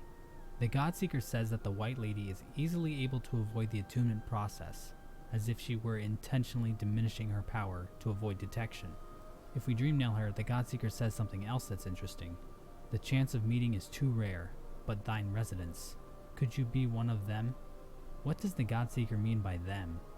We know next to nothing about the White Lady's origins. Could this be a hint at future character development for everyone's favorite tree lady thing? Finally, we have the Pale King. The Godseeker mentions that the Pale King's afterglow lays heavy on the kingdom of Hallownest. She also says Oh, this, how are you doing "A god today? so I'm strong, good. How yet are you?" erased so completely. How could it happen? I think she is referring to the death of the Pale King here. Now, if you believe that the White Palace in the Kingsmoor land is real and not a dream, and you don't think that the Pale King reincarnated a second time somehow, then you would probably think that the Pale King is definitely dead. But like the Godseekers, we don't actually know what killed the Pale King. This dialogue makes me think that Team Terry is going to actually give us an answer to this question in the upcoming Hornet DLC. Or, you know, maybe they'll just give us more Fluke Hermit lore instead. After this room, all that's left are two more battles. The first of Am which I gonna being work with the on? Pure Vessel. After No, I'll work defeating on it it, tomorrow. the Radiance reveals herself. But this Gonna isn't work on your both. daddy's Radiance. This is the absolute Radiance. She's got blades that curve, attacks that overlap on each other, and there's this really tricky section at the end where she goes full ballistic on the knight. If you're able to dodge all that bullshit and land the final blow, the knight's shell breaks, and it turns into this gigantic monster with 8 eyes, the Shade. It's fucking This giant creature doesn't just consume the Radiance like in the Dream No More. It completely destroys the asshole. Upper Moon 1. One important thing to notice about this fight is that as the Void comes up to confront the Radiance, there are no shades in sight.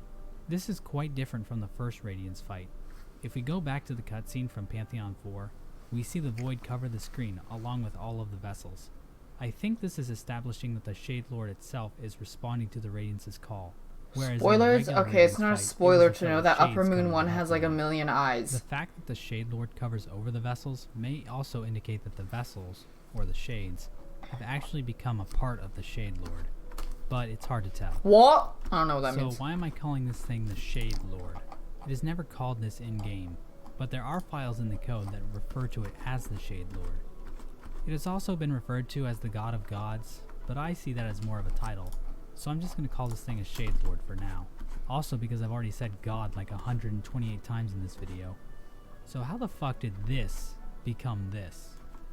Let's start by looking at the knight statues in the Hall of Gods. If you are able to defeat every boss in the Hall of Gods, you are given access to a room containing a statue of the knight. This statue will take 3 different forms depending on what difficulty you have beaten each boss on. The first statue simply shows the knight in its traditional bug form. Inspecting the statue gives you the following description: not bug, nor beast, nor god. Examining the statue will also give you an entry in the Hunter's Journal for an item called How the did I Void not Idol. get the The Hunter's Void Journal? Idol is described as a rare artifact from a time before Hallownest. It also says that the idol contains a drop of liquid from the abyss. There's a quote from Relic Seeker Lem saying that the ancient bugs worship the darkness itself. The second statue takes the form of the knight during the ending of the Radiance battle in the base game. The Thank you for the statue's raid, description Unicorn. says, I hope you had a "Void good given stream." form." I think this is I'm just referring to the fact drawing that once the and knight watching obtained the videos. Void Heart, it was able to command the Having a Void chill time? and summon it during the Radiance I didn't. boss fight. I didn't. I The didn't. I Void didn't Idol find it. description for this statue I states, was it. Is "Volatile it like liquid right of the there or abyss something? lies within." Was This I implies supposed that to? while I the feel like I void was supposed has to, wasn't form, I? It isn't completely controlled. The final statue takes the form of the creature that we see in the Embrace the Void ending. Interestingly, the description for this statue has 안녕하세요. actually been changed. How since much the longer first am I planning on release of streaming? Godmaster. I have no In idea. update 1.4.2.4, Probably not that long. it read, Void Given Mind. But since update 1.4.2.8, it now reads, Void Given Focus. What? The Void Idol description for this statue reads, Rare artifact from a time before Hallownest. Its spires twined in a unified form. Contains a large amount of liquid from the abyss. perfectly still. In this last form, we can see that the void is now calm, as if something has total control over it. Hopefully, all of this information didn't confuse you. I wanted to give you context for all of this, but it's the last statue that I really want to discuss. Basically, all we have to figure out is how the void was given form, because this is how the Lord Shade came to be. I'm going to present my current theory on how this happened. I think there's plenty of room for other interpretations, and I would love to hear them in the comments below. Let's start with the God Tuner.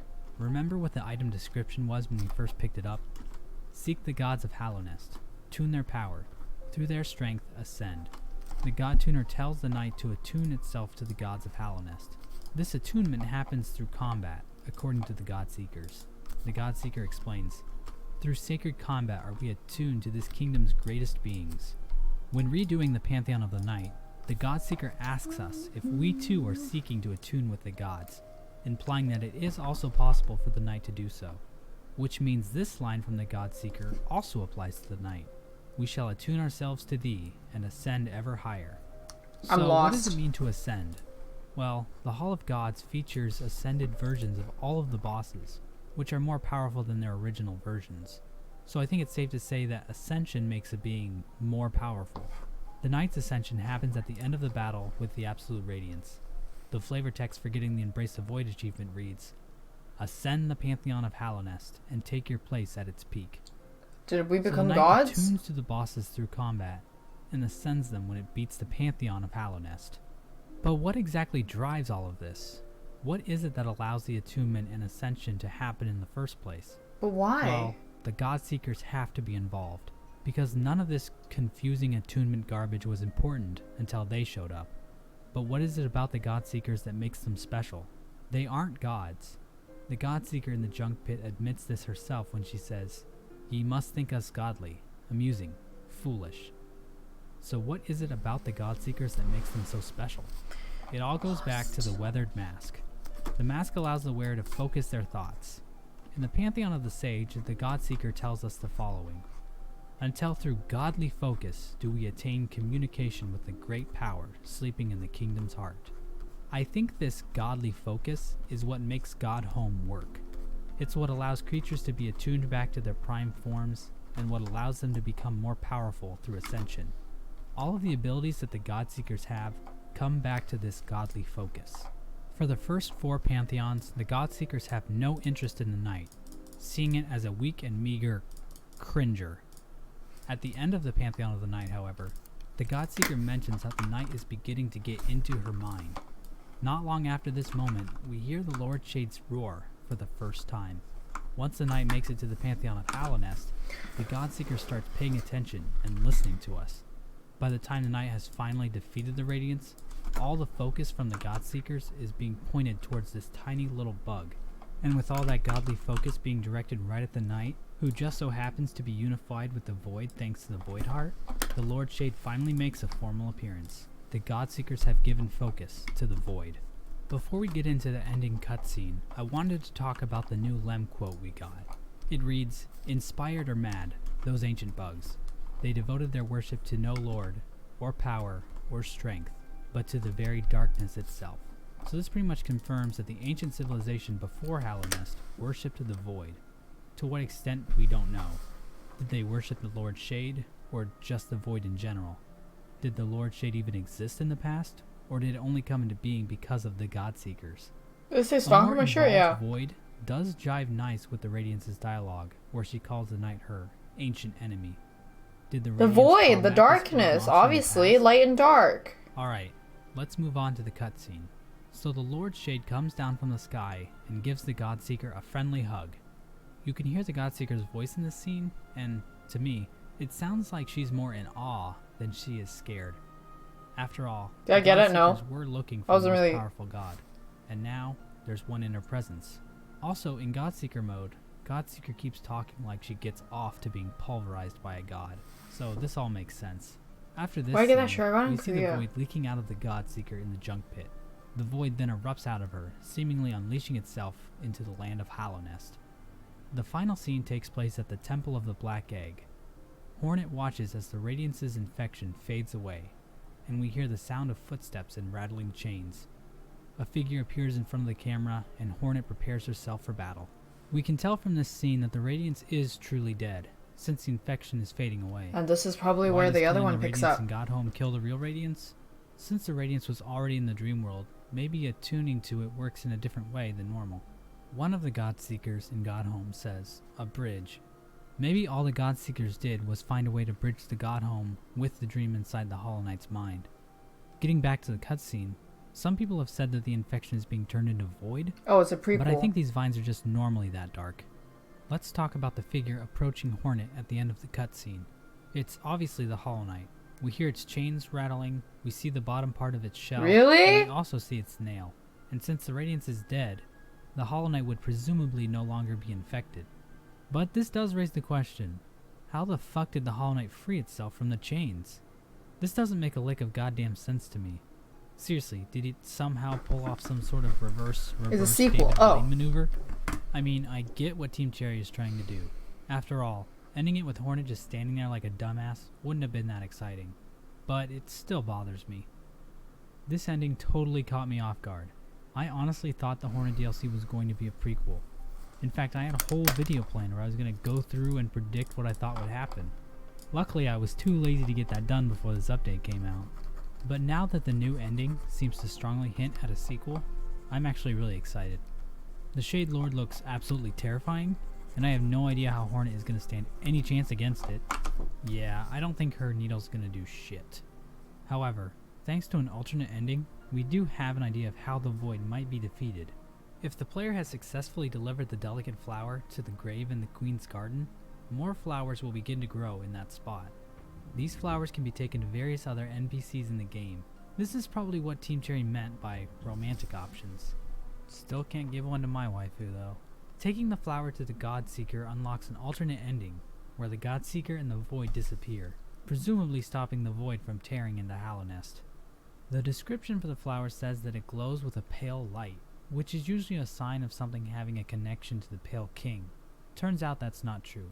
Eternal Emilicia tells us that the flower's pure aura is no match for the light of the Pale King. The White Lady also tells us that the flower is not even from Hallownest, implying that mysterious Zamir brought it with her from some other land. We have no clue where that was, but there is something about mysterious Zamir that is worth pointing out. After completing the flower quest, Zamir nopes the fuck out of existence, similar to how the delicate flower caused the Godseeker to also disappear. That's about all we know for now. It seems pretty likely that the Hornet DLC will get further into what exactly is going on here. And that's it. That's all the lore I can mercilessly beat out of this update. Okay, there's one more thing. You can now find the Nailsmith's body floating in the water near the junk pit. I'm glad Team Cherry gave us that image. But yeah, that's it. I killed that guy! Well, there's also the Eternal Ordeal. This is a minigame of sorts where you have to fend off against an endless stream of Zotes. It's a cool area, but there isn't any lore to discuss. For some reason, Team Cherry didn't add journal entries for the additional Zotelings. This is unacceptable. Alright, I actually am done this time. There's nothing left in the game to talk about. But there is something not in the game that I need to talk about. Glorified charms. In case you hadn't noticed, they kind of don't actually exist.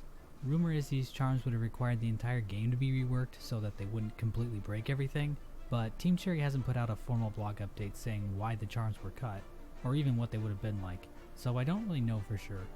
This update is still amazing regardless, but it is still a bit of a bummer. I just hope Team Cherry fills us in on how the charms were going to work at some point in the future. So where does this update leave us? This isn't 100% confirmed, but it looks like Hallownest is about to get totally fucked by the Shade Lord, and it's up to Hornet to stop it. How will she do that? Hell if I know. That's Team Cherry's problem now. They're the ones who have to come up with a solution to the problem that actually makes sense. I mean, I'll try and figure it out, but my theories can be as ridiculous as I want as long as I put the word speculation in the video title. That's the beauty of having a lore channel after all. Speaking of which, You good, I know Moon? this happened like 2 months ago, but thanks for 10,000 subscribers. I've really enjoyed being He able to has make these 90,000 videos for now. the community, and I love hearing your theories in the comments section and on some of the other websites like Twitter and Discord and Reddit. And I think we just watched like an hour and a half of his videos. We literally just watch all 3 lore videos for an hour and a half straight. Oh, Silk Song.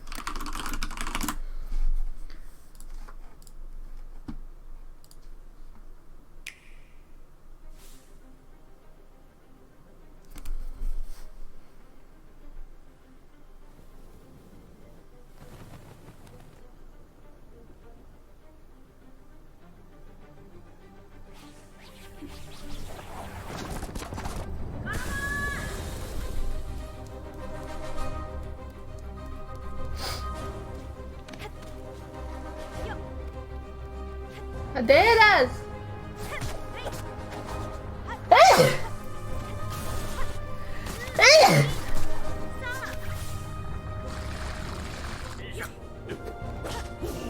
It's like an entirely new place.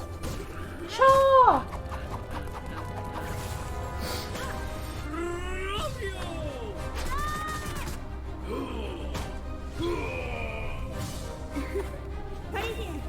Oh wow, that looks cool. Dude, these designs are so cool.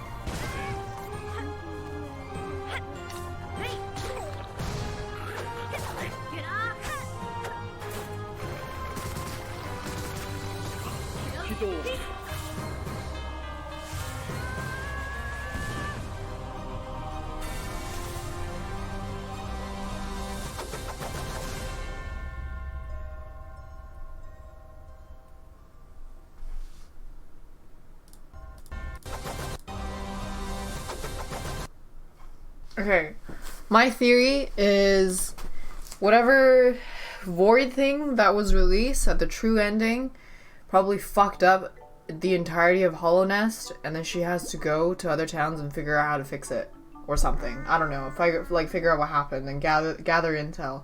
Thank you for gifting 1,000,000 subs, Mammalian. I think that's my theory. You're off to work. Bye. Have fun. Yeah. Mossbag is a lore video already? It's not even out yet. The fuck? No. But no release date. They said June or something, I think. I think it said June.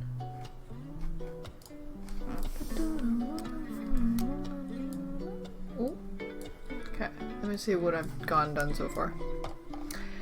Try to tidy anything up. Okay, we're gonna have the audience in the back over there, but maybe I should move it down a bit more. So I can put more of the audience. No. How do I fit more of the audience in?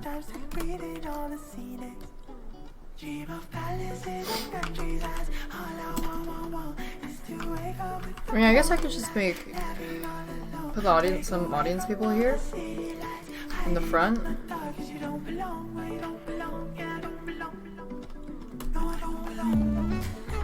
What's the song here? We have a bunch of audience people.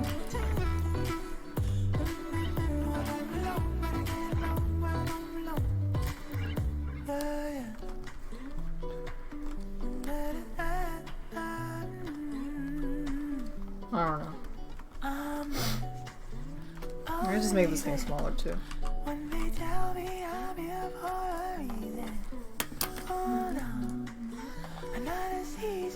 How do I like Hollow Knight? It's very good, but I'm sad that I can't play all the content that it has to offer because it's just too much work. It's just too much for me to do all of it. Favorite genre of music? I have no idea. I don't even know what it'd be called. Yeah, it just gets too hard for me.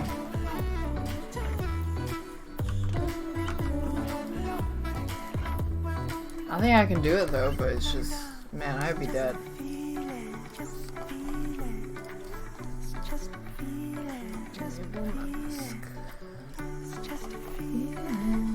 Thank you for streaming. Thank you for being here, Dramion. Hi, Warlocker, you know.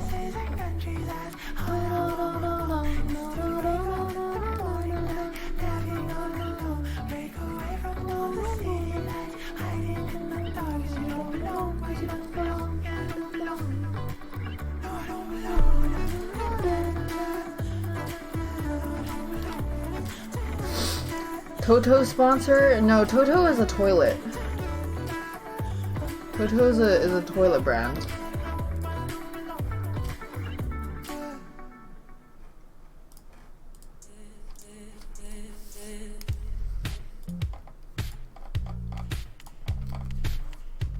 Some lanterns as well, I believe. If you wanted to, we cannot believe here. Some lanterns everywhere. Fuck it. I still wanted to get inside your mind. And then a bunch of fire. Thank you for sub soybean. I work at Toto, I got you fam. Do you actually? No way, I don't believe you. You got a bidet? Does it have heated seats though?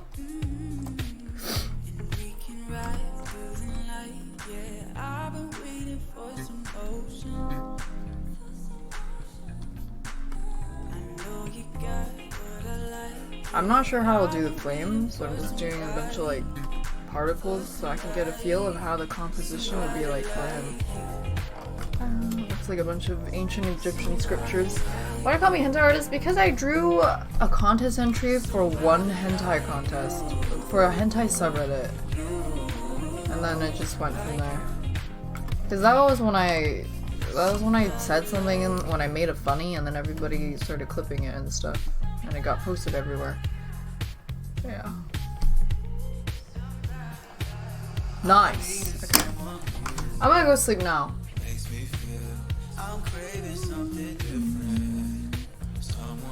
It is 8 a.m. Thank you for the sub, Arimata. But yeah, good night.